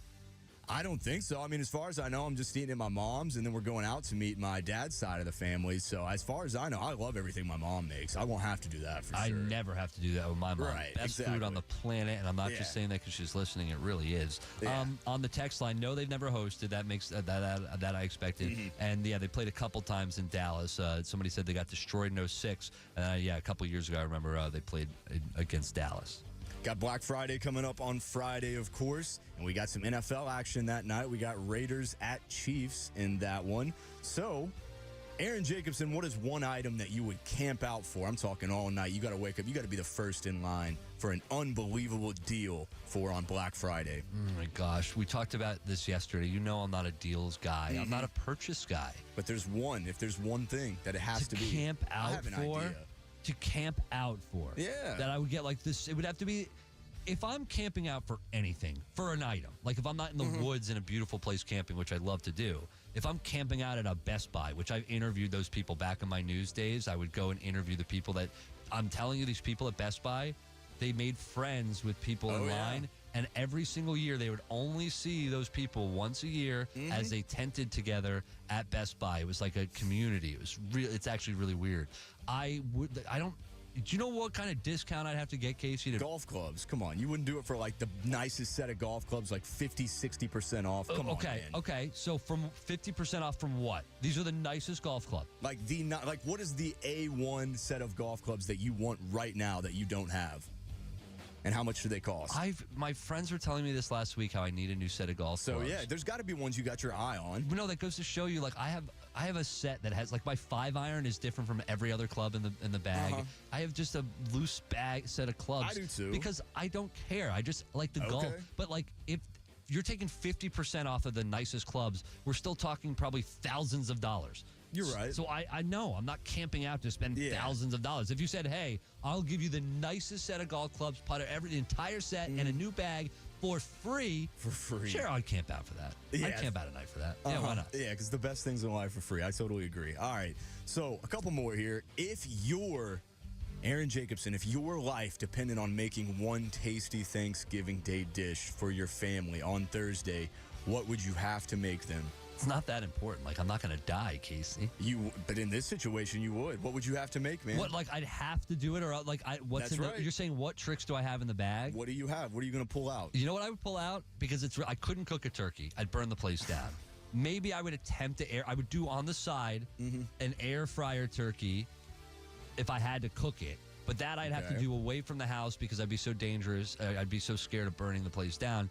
You know what I'd say, everyone? You know what you're eating today? Chicken marsala. It's the one tool I have in the bag. It's my favorite dish from my mom. So years ago, a decade or so ago, my mom taught me how to make the chicken marsala. I can get enough into the chicken, make the wine sauce. Obviously, I know how to make the chicken breast. You put a little, you got to dip it in, egg yolk. You batter some eggs, and then you put it, you flip it on one time. I don't know how to explain it. I just know how to do it. Okay, people? And that would be enough for me. Yeah, I mean, that sounds amazing. Yeah. All right, let's get one more in here real quick. Which Buccaneer offseason addition, whether it be a rookie or free agency or a trade, are you most thankful for, and which injury are you least thankful for? The Bucs offseason addition that I'm most thankful for, can I give you two? Let's go for it. It's Liam Cohen, and I never thought I'd say that. We thought, oh, no, that's not good to lose Dave Canales. Baker Mayfield, he needs that continuity. He needs a little stability. Well, they got somebody better in Liam Cohen, so I'm most thankful for that. And I got to say Grant Barton as well. What he's been able to do up front in his rookie season and what he's going to be able to do for this team for a long time. Very thankful for that. Which injury least thankful for? I mean, come on, this is pretty obvious, right? It's Chris Godwin. Yeah. I mean, not only because of what he means to this team and what he would be able to do to help this team, but also just the man, the guy who has battled for this franchise in this city, and he's faced injuries, and he's just never complained. Him and Mike Evans have always just gone out there and done their business the right way and been the best people for this community. So, yeah, that one I'm least thankful for. That really sucked in so many different ways, man. Agreed. All right, there you have it. There is Situation Men on the Pat and Aaron Show. And in the 8 o'clock hour, we'll get back into the Rays Stadium conversation because I do want to play some of the audio from yesterday when we were down at the pier. Also,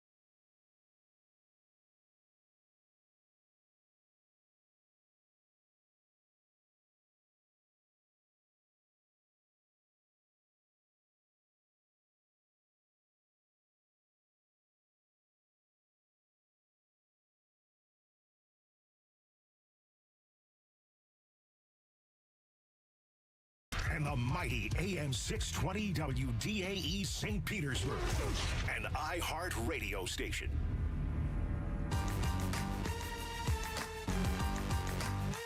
Pat and Aaron Show, Pat Donovan out, Aaron Jacobson with Casey Warner. Casey, that Situation Men question on Black Friday is really hitting here on the text line. What Casey asked was, what would you wait outside overnight and camp out for a Black Friday deal? Tiffany in Tampa said tickets for Panic. I'm guessing that's widespread panic. No, Panic at the Disco, I'm thinking. No, I almost guarantee you. Really? I know Tiffany. Okay. I would Shows almost you the generational difference. I would almost guarantee you when she says Panic, she's talking about Widespread Panic, which I've heard is an amazing show that I've never been to, but I've heard that is one that I have to check out. On the text line as well, from the 813, somebody would camp out for a round at Old Memorial or Concession. Really? Now that makes me feel golf course. Yeah. I knew I was really lucky when I got to do this, but I didn't realize somebody would camp out for it. I got to play the Concession. Now, truth be told, there was a caddy that day, and it was like 10 years ago, and this caddy, like hole 3, decided to give me a pointer. And by the way, I don't have the nicest swing, but I was a pretty consistent golfer at that time. The caddy decided to completely change my swing. I believe you not, for 3 years, I couldn't get back to form. And I was like, now, I'm sure the caddies are great at the Concession, and the course is, wow, it's beautiful. But, that caddy screwed my round up. So, yeah, now I go to the place where it is just as beautiful a course in my mind, and I don't need to have a caddy when I go to Rosedale, when I go down to Sarasota now. So I might be doing that this weekend. We'll see. And, yes, Tiffany has confirmed it was widespread. Okay. Panic. You're like, no, Panic at the Disco. That's such a Gen Z comment. It's got to be Panic at the Disco. The Lightning last night, they had no panic in their game last night. They boogied on to an 8-2 win at their Disco at Amalie Arena, and a good game for them, but an incredible first period, especially for them. 5 goals in that first period. Brandon Hagel had 4 assists in that first period and 5 on the game, and that tied a Bolts franchise record for assists in a single game.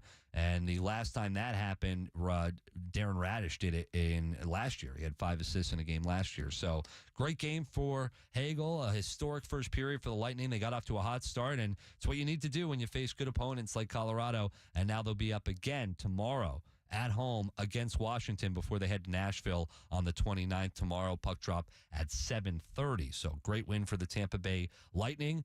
For the Rays, we have a lot to get to as far as the Rays are concerned. The ball is now in their court. The Rays have the decision now on their hands after yesterday they received a letter from Pinellas County Commission Chairperson Kathleen Peters, basically giving them the ultimatum. Put it in writing what your intentions are moving forward on the stadium by Sunday. By Sunday, the Rays have to have that in writing for the Pinellas County Commission. And I don't know what the Rays are going to do here, but very interesting move by Kathleen Peters to put that out there and say, this is now on you. We are ready to work with you, but are you going to move forward with this? And Alden Silverman, they had already wrote the county commission before that they can't move forward with the Rays Stadium deal under the current terms, but they're ready to work on a new solution. I don't really know what the new solution is, but this is a very interesting letter by Peters because now the Rays have to make a decision. It forces their hand. We went on to the pier yesterday. Casey Warner, myself, Pat Donovan, we went out. Before we had a nice lunch at Doc Ford's, a couple drinks, nice lunch with the team. We went out a little team chemistry building event, some brain trust coming together, coming up with some ideas for the show. But before that, we decided to go interview some people on the pier. And we're going to put a video together. We're going to put it out there. Make sure you're following us on socials at 95.3 WDAE, at Jacobson on Air, at the Pat and Aaron Show, at Pat and Aaron Show, and watch on YouTube because we're going to be putting stuff on our YouTube channel. Make sure you subscribe to WDAE's YouTube channel, and you can watch us live right now. But Pat, we saw a guy playing guitar on a bench, and Pat went up to the guy, and Pat had a conversation with the guy, and actually the two came up with maybe a new hit. This might go to the number 1 on the charts here locally. Definitely not nationally. Definitely not globally. But locally, we might have a banger on our hands here. This is Pat going to interview random guy on a park bench at the pier playing guitar. And yes, I did tip him for his services. Not those services, the one playing guitar. All right, here we go. Here's Pat. Sir, I'm wondering, do you think the Rays are going to play here in 2029? Are they still going to be here locally? No, I think they're going to be in Tampa Bay. If you had to play a song about the likelihood of the Rays still being here in Tampa Bay, what would it sound like? Brought to you by Pat Donovan. Tampa Bay, they ain't going nowhere.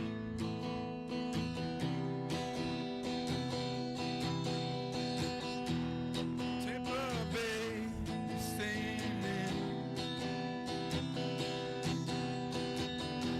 You think it is I feel. Didn't catch that one. Looking at Trump again as it is. Yeah. We ain't gonna play it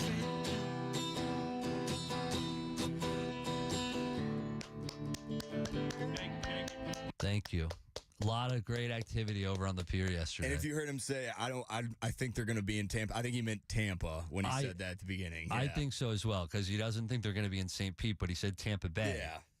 And we got a couple different answers. We got somebody said Georgia. Don't think that's going to happen. Nah, probably not. Some people said I don't care, which makes me think they really don't care, which some people in St. Pete actually don't care. That's part of the conversation as well. And then you had people shaking me off, saying no. You had people on the phone some guy faked a phone call to make sure that we didn't talk to him. So a lot of interesting characters yesterday on the St. Pete Pier. We're going to be doing a lot of man on the street things moving forward. So you never know if you're out and about in the St. Pete area, if you're out and about in Tampa, you never know when we might stumble upon you with a microphone.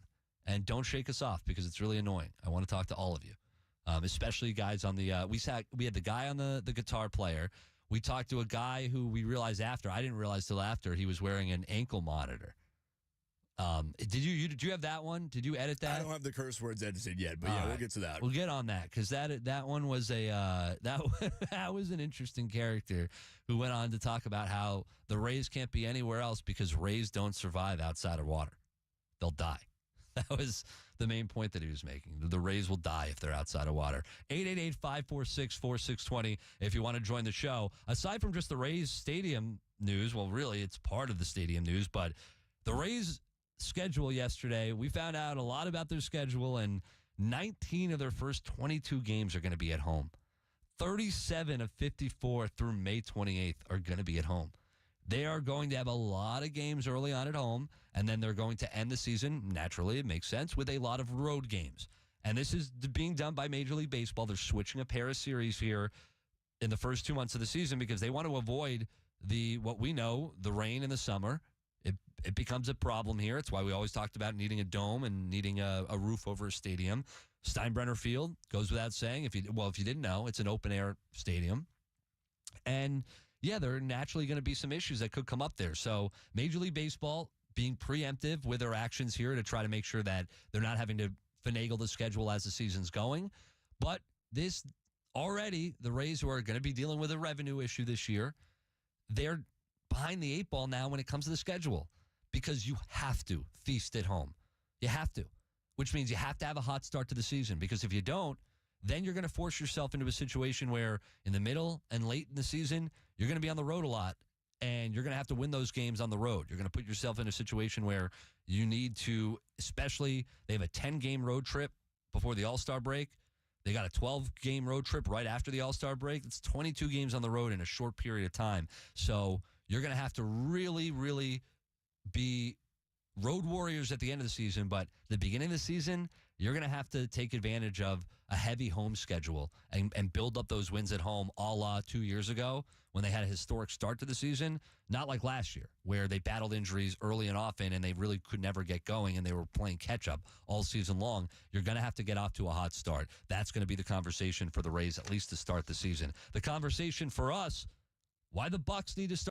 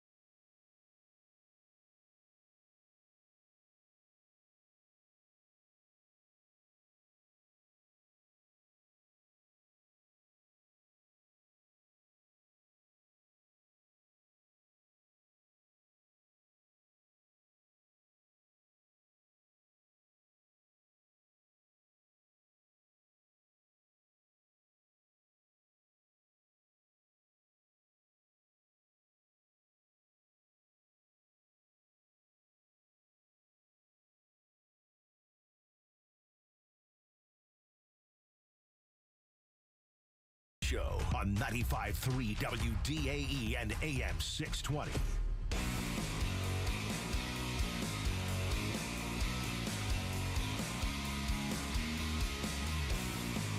The Ravens, 30-23, getting it done against the Chargers in the Harbowl.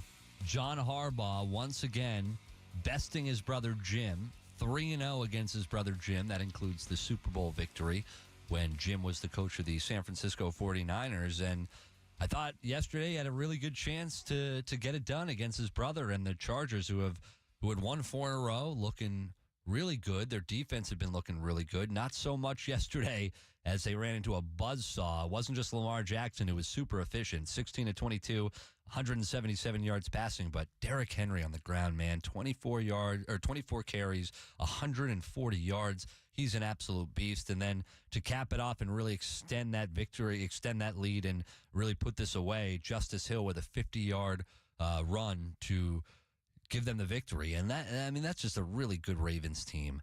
And when we talk about the best teams in football right now, this is a Ravens team that I know they had the stinker where they lost to the Cleveland Browns, and then they lost in a real stinker to the Steelers. And then the 2 early season losses that everyone was counting the Ravens out early, and then they went on to 5 wins, 7 of 8. This Ravens team, when I look at teams that are built to win it all, the Ravens are in that category for me. When I look at teams that are built to win it all, I think the Chargers are a team, when you look at them, if they continue to get better, they're going to be able to compete. The Buffalo Bills are in that category. The Chiefs, obviously, are in that category, but I think they have the worst chance out of all the teams that I just named. Maybe not the Chargers, but I think the Ravens have a better chance and the Bills have a better chance this year. The Eagles are looking like a team, the way they're running the football, that is able to be a contender. The Lions look like a contender. I can't look at anybody in the NFC South or anybody in the NFC West and say any one of those teams looks like a contender. And that's shocking to me, considering especially the San Francisco 49ers being in one of those divisions. They have battled injuries, but they just don't look like the same team at all. Now, they're lucky the division is mediocre. So you got 2 6-5 teams and 2 5-6 teams. They're all still in it for the division. And then you look at the NFC South, and the Falcons don't look like a contender, and the Bucs, because of their defense and really because a lot of their injuries, they don't look like a contender. But I'll tell you one person on this Bucs team that I can tell you is a contender and is a Super Bowl contending quarterback if everything goes right. And when everything goes right, that's for every team.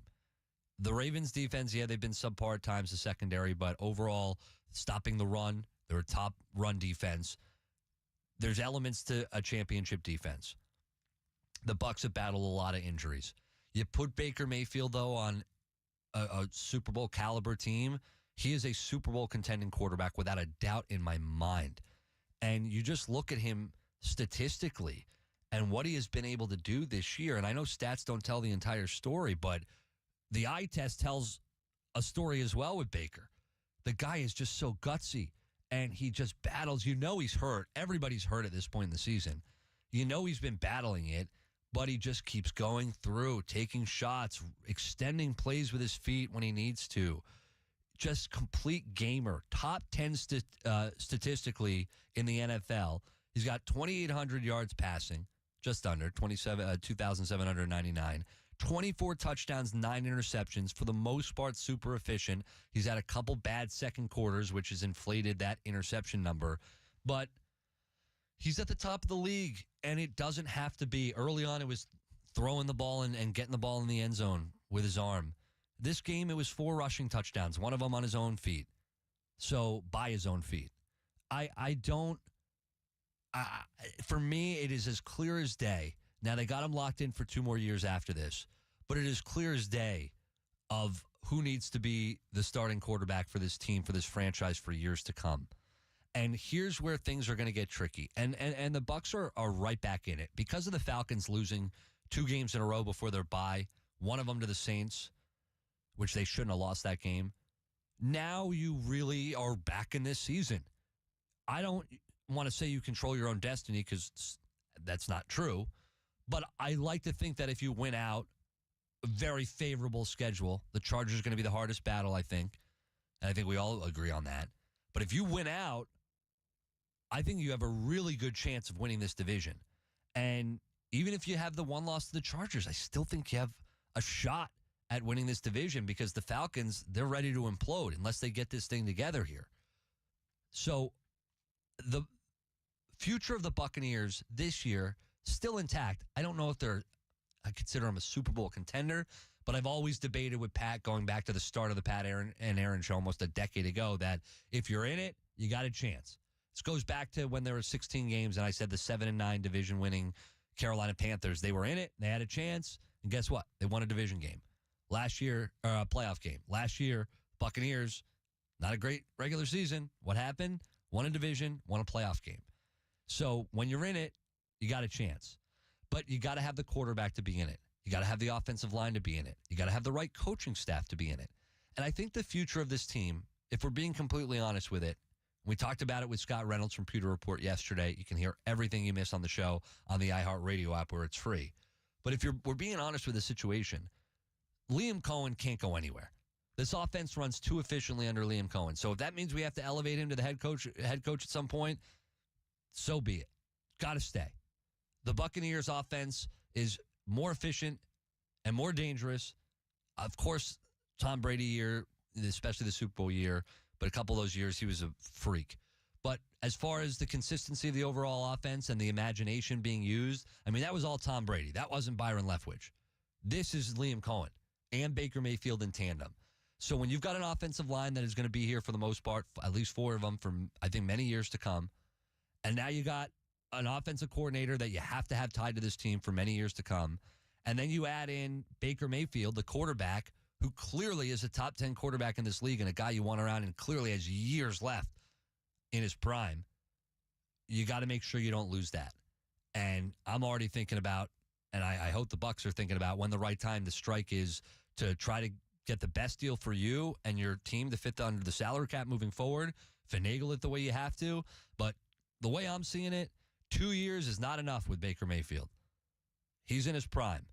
And you got to have Liam Cohen involved for years to come. That offensive line is going to be there for years to come. And you definitely have to add receiving weapons as Mike Evans gets towards the end. And who knows what's going to happen with Chris Godwin if he plays for the Buccaneers again. We all hope he does. But now is the time to start thinking about what this team is going to look like. We always talk about, living in the now, and I get that.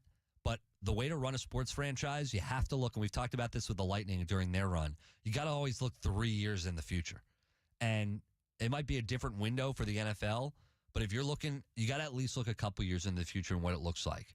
And for me, it's as clear as day when it comes to the offense. It's Tristan Wirfs, Graham Barton, Luke Gedeke, Cody Malk. It's Baker Mayfield. It's Liam Cohen. It's as clear as day. 888-546-4620 if you want to join the show. We will take your calls. Also, want to remind you, you can win tickets to the Pro Cup happening December 12th to the 14th at Innisbrook Resort in Palm Harbor. You can watch legends like John Smoltz, Jerome Bettis, The Bus, Jeremy Roenick, all the greats, and hoping to have those guys on the show as well. A little tease for the future there. But they're going to be challenging each other like never before, and you can register to win tickets now at 953wdae.com. And on the other side, let's get back into the Rays. Now that we have the news that Pinellas County Commission Chairperson Kathleen Peters,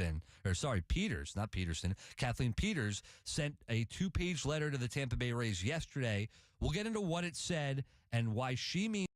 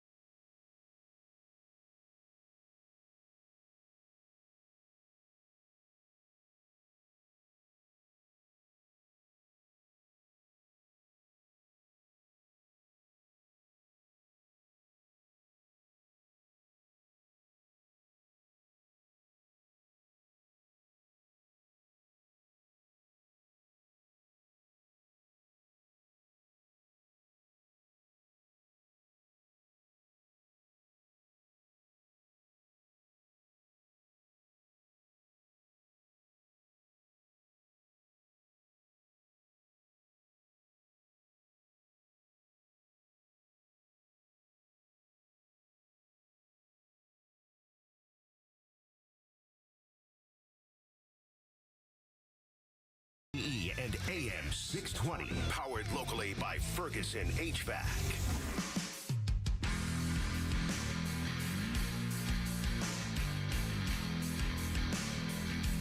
Baker Mayfield, he's been the guy. He has been a top 10 guy, and I think you got to keep him as the guy. I think Liam Cohen's got to be here for a long time to come. The offensive line looks incredible. So I think you got the makings of an offense that you can keep here for years to come. Now, we know the defense. That's another big question. That's a totally another separate issue. That's a different issue when it comes to getting some pass rush, getting a guy who can get after the quarterback or a couple guys, and hoping some of those draft picks start to evolve and take into form here. But until then, the defense has work to do. Keith in Tampa has some comments on Baker Mayfield. What's up, Keith? Hey, man. Good morning. I agree with everything you're saying, man. Baker's our guy, but this is the thing. I don't think we should jump the gun on re-signing Baker until the end of next season, because this is the first year of a 3-year deal. I mean, we just signed Mike. We just extended Antoine. We just extended Tristan.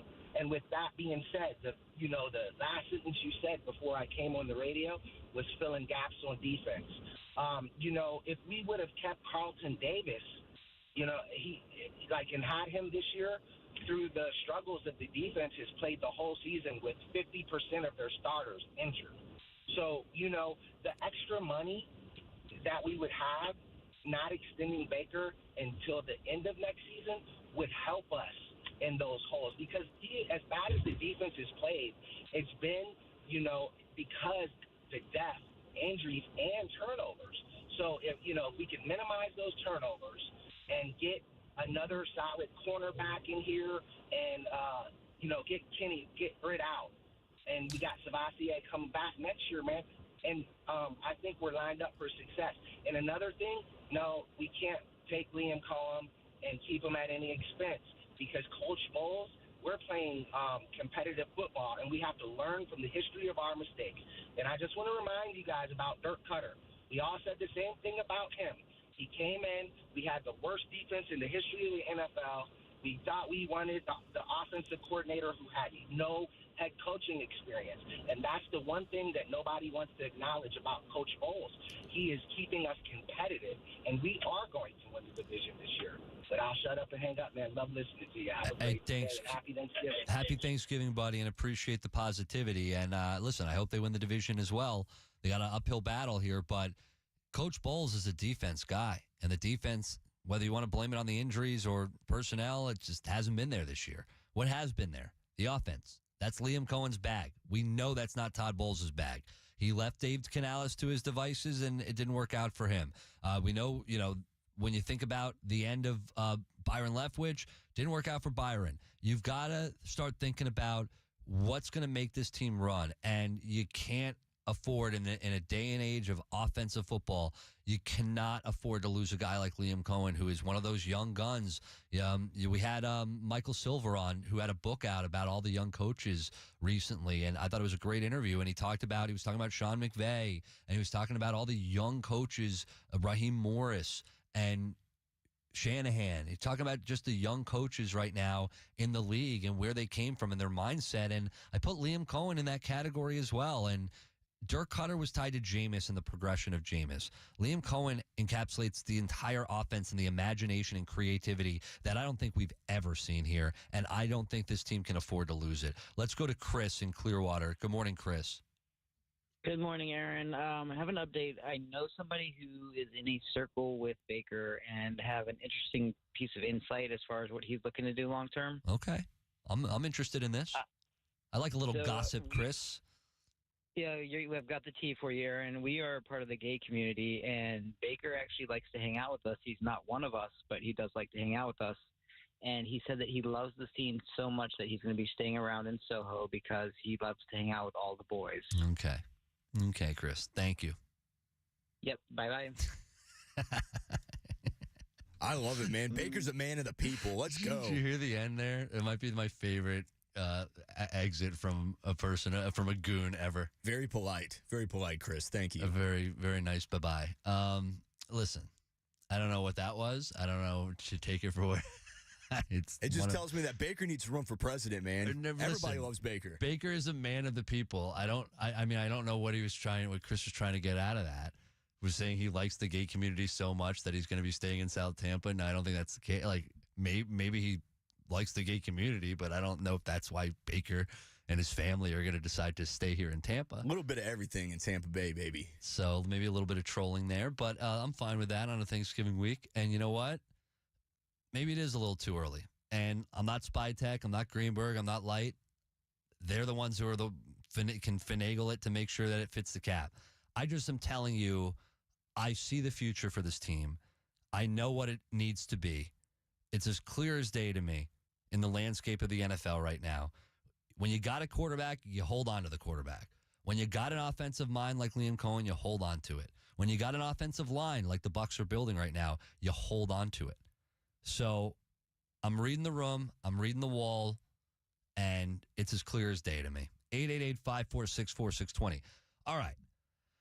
Better chances, Casey, do you think the Bucs win the division or win the wild card? I got to go with division, man. I see the way this division's playing out. And like we've been talking about, Kirk Cousins is a statue.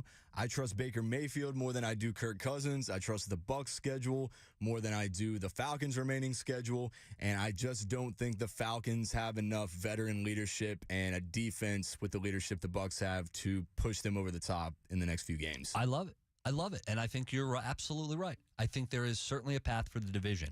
And I kind of wrote them off as far as the wild card. But if you look at it, they actually have near the same chances to make the playoffs via the wild card than they do via the division. Now, the New York Times, they crunched the numbers, and I saw it on Joe Buck's Fan, that the Bucs' chances of making the playoffs are at 37%.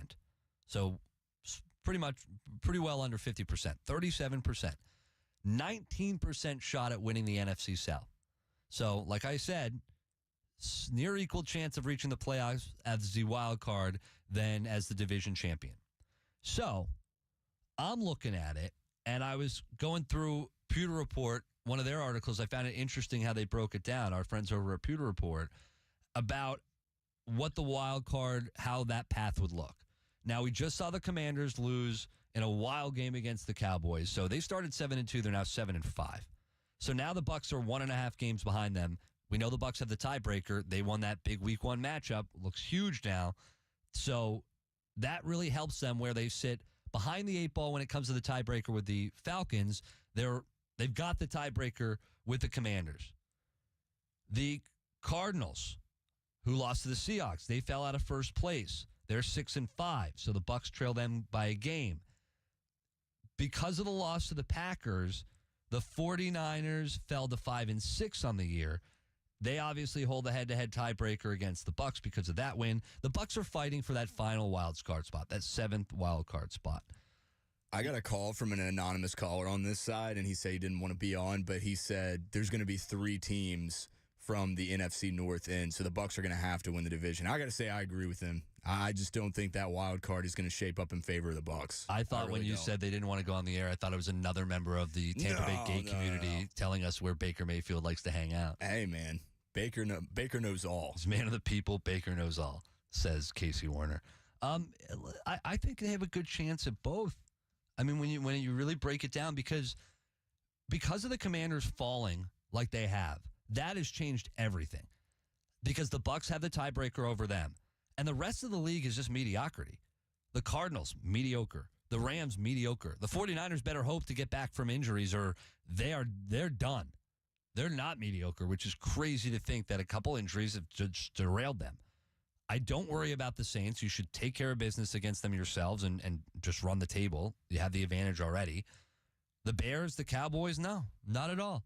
So I actually like the Bucs' chances on, believe it or not, multiple fronts, which I thought weeks ago when the Bucs started to go on that run where they're battling injuries, they're losing, I thought there was absolutely no chance the Buccaneers were even be in consideration for the wild card. That's changed. And that just goes to show you how quickly things can change in this league.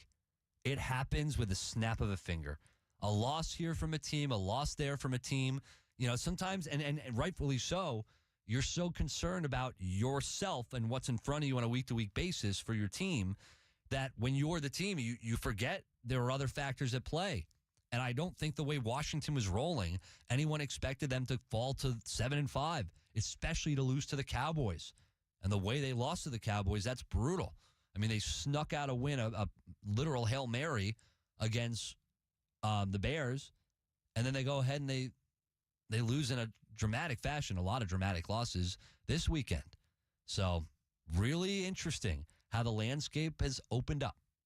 And we'll continue to talk about that throughout the week. Tomorrow, don't forget my dad, Jake Jacobson, will be sitting in. He'll be in with me tomorrow, and we'll be off Thursday and Friday. But we got a big tomorrow show planned ahead of Thanksgiving, and we're very thankful. Yeah, it's very exciting. And you know what else is exciting? Making sure your home is protected, and you want to do it with the best windows around. Reese Windows and Doors, they're going to help you out here. And at Reese, most impact windows installed in just 6 to 8 weeks. They come with a double lifetime warranty, and you get a free initial consultation. Check them out, reesewindows.com. They've been the leading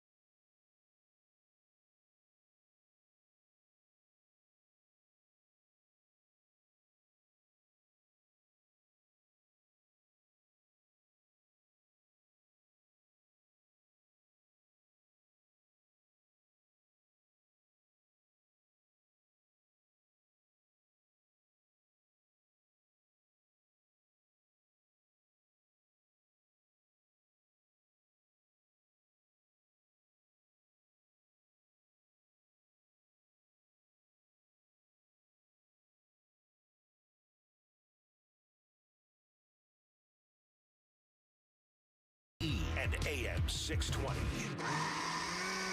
The Blender.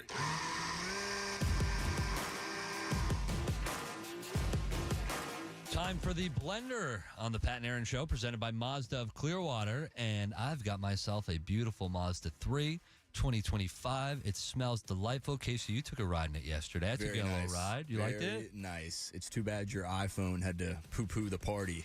I know. Pat got mad at me because I was like, hey, can you wipe your feet off and don't track dirt in the car? And Casey was going to jump over dirt for me. I've never been a grass walker, man. I can't stand grass walkers. It's a pet peeve. Casey hates grass walkers. Oh.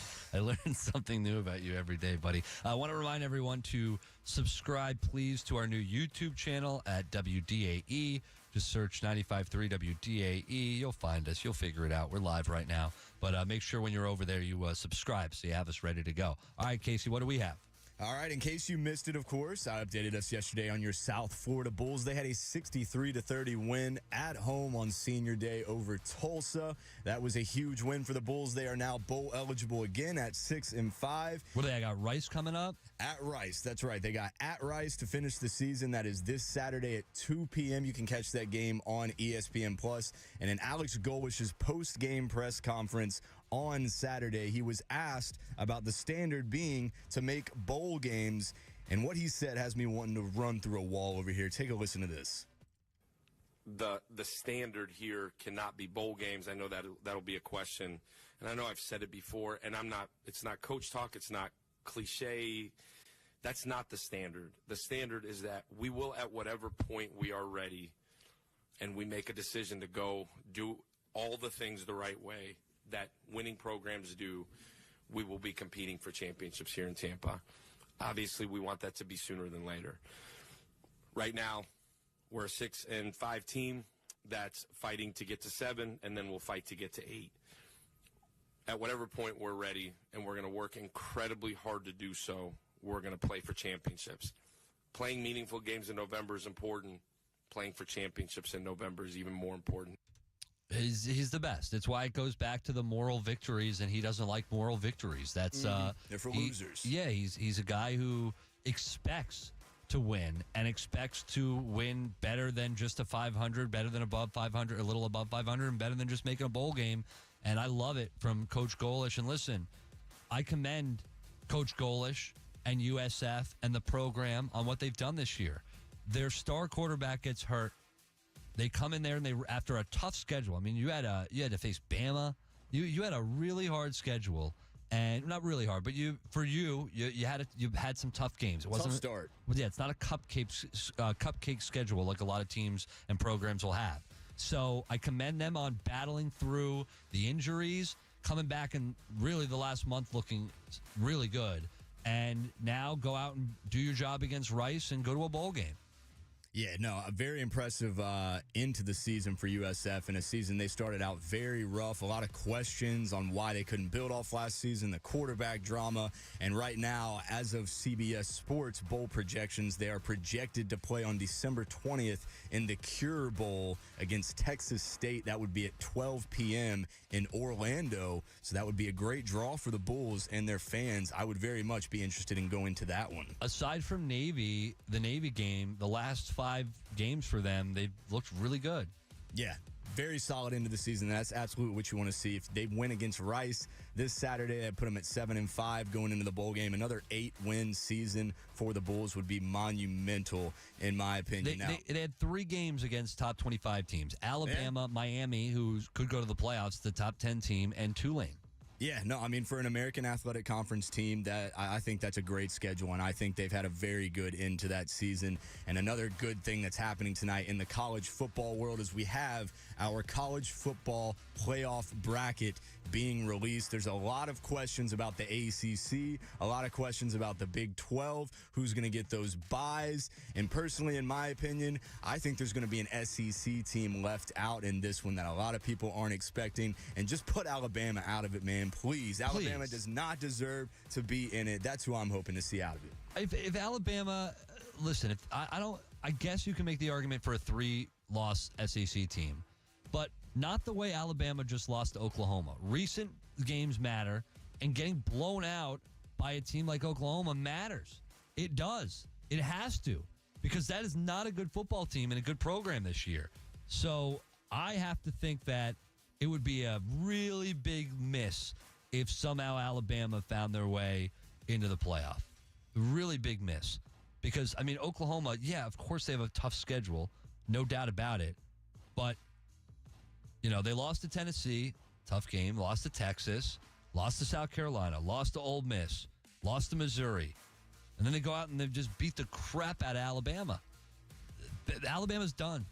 Has to be.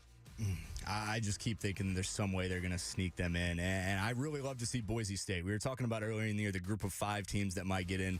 I don't think there's any way Boise State doesn't get in unless they slip up in their conference championship. I'm looking forward to seeing where they're going to fall tonight. And I'm looking forward to see what some of these fringe teams are going to do as well. I mean, you got Arizona State right here. You got Indiana with that big loss. It's going to be very, very fun to catch that tonight at 7:30 on ESPN. Very much looking forward to that. And I did want to get to this audio, Aaron. I did get the curse words bleeped out of it. We were in St. Pete yesterday, downtown St. Pete, and we were talking to some people that were just, mulling around down there, some citizens of St. Pete, and we were asking them about the future of the Rays. And this was a group of guys that we had. Be a question. Very interesting. Oh, shoot. My bad on that one. Yeah, so we had a couple of guys that we stopped right by the water, and they had a very interesting comment about what they thought they were going to see the Rays do here in the future. Just keep in mind, one of these guys is wearing an ankle monitor, so there's a little background on these characters, and I love them. They were awesome. Here it is. Yeah, here it is. Excuse me, guys. What's up, buddy? Can I ask you a question about the Rays? That's whatever you want. All right. Where are the Rays going to be in 2029? Where the Rays are going to be? Yeah. I wouldn't know. They're going to be in a better place than they are now. They're just going to keep going up. Do you think they're going to be playing in St. Pete in 2029? I sure hope so. They're our team. So you're not scared that another city might steal them? Anything could happen, buddy. I expect the worst and hope for the best. I just keep rooting for them. I hope they stay here. That's our team, buddy. where I the Rays represent belong. St. Pete. Rays belong here? Right next to the ocean. Right next to the ocean. Why not? If I was a Ray, that's where I'd be. If you were a Ray, you would not leave the ocean? No. Boom. In it to win it. We are where we're from. Nobody could change that. The Rays are from here, and we're the locals. We love the Rays and support them. We want them here. It just doesn't make sense, like Rays being out of water. No. They just dry up and shrivel anywhere else. Like me, I've been to North Carolina back and forth 5 times. But if you are where you from, that's where you belong. That's where they belong. You ain't gonna find Rays in the Appalachian Mountains. Could you find a Ray in San Antonio? I've not been there. I heard the Riverwalk was cool, but if I was a Ray, I wouldn't want to go there. Could you find a Ray in Portland? I don't even know if there's a water in Oregon. No, they belong in the Bay. Well, maybe. Nah. Las Vegas? Right here. Nah, Vegas. Rays need the salt water, and we want the Rays right here, buddy. Yep. They could be anywhere. We still support them. You ain't gonna find Rays here. in the Grand Canyon. We want them right here. Well said. Not today. Thank you, guys. Welcome. Absolutely. Thank you. Have a great day. Go Rays. Go Rays. Absolutely. Go Rays. They're in St. Pete right now still. They're going to be in Tampa this year, though. Oh, my gosh. There are so many characters around here. I mean, there was a lot of characters. It was on a the good day, pier. man. It was gorgeous out yesterday. It was so nice. And then a nice day with you and Pat at Doc Ford's having a couple drinks and some lunch. And then we'll do it again. We're going to be walking around St. Pete, Tampa, man on the street. You get a mic in your face. You say hello. You answer the questions. Bang, bang, bada bing. We're out. We're out with this show. We're back tomorrow, day before Thanksgiving, pre-Thanksgiving, Thanksgiving Eve. And we will be joined by my father. Jake Jacobson will be in studio, so check that out tomorrow. Make sure you subscribe to our YouTube channel, WDAE. For Casey, for Pat Donovan, who's not here, for the men and women who serve our country, we thank you, defending us and allowing us to do this for a living. We always remember you and we think about you, so thank you for all you do. And we will be back tomorrow, back and better than ever. Better than ever.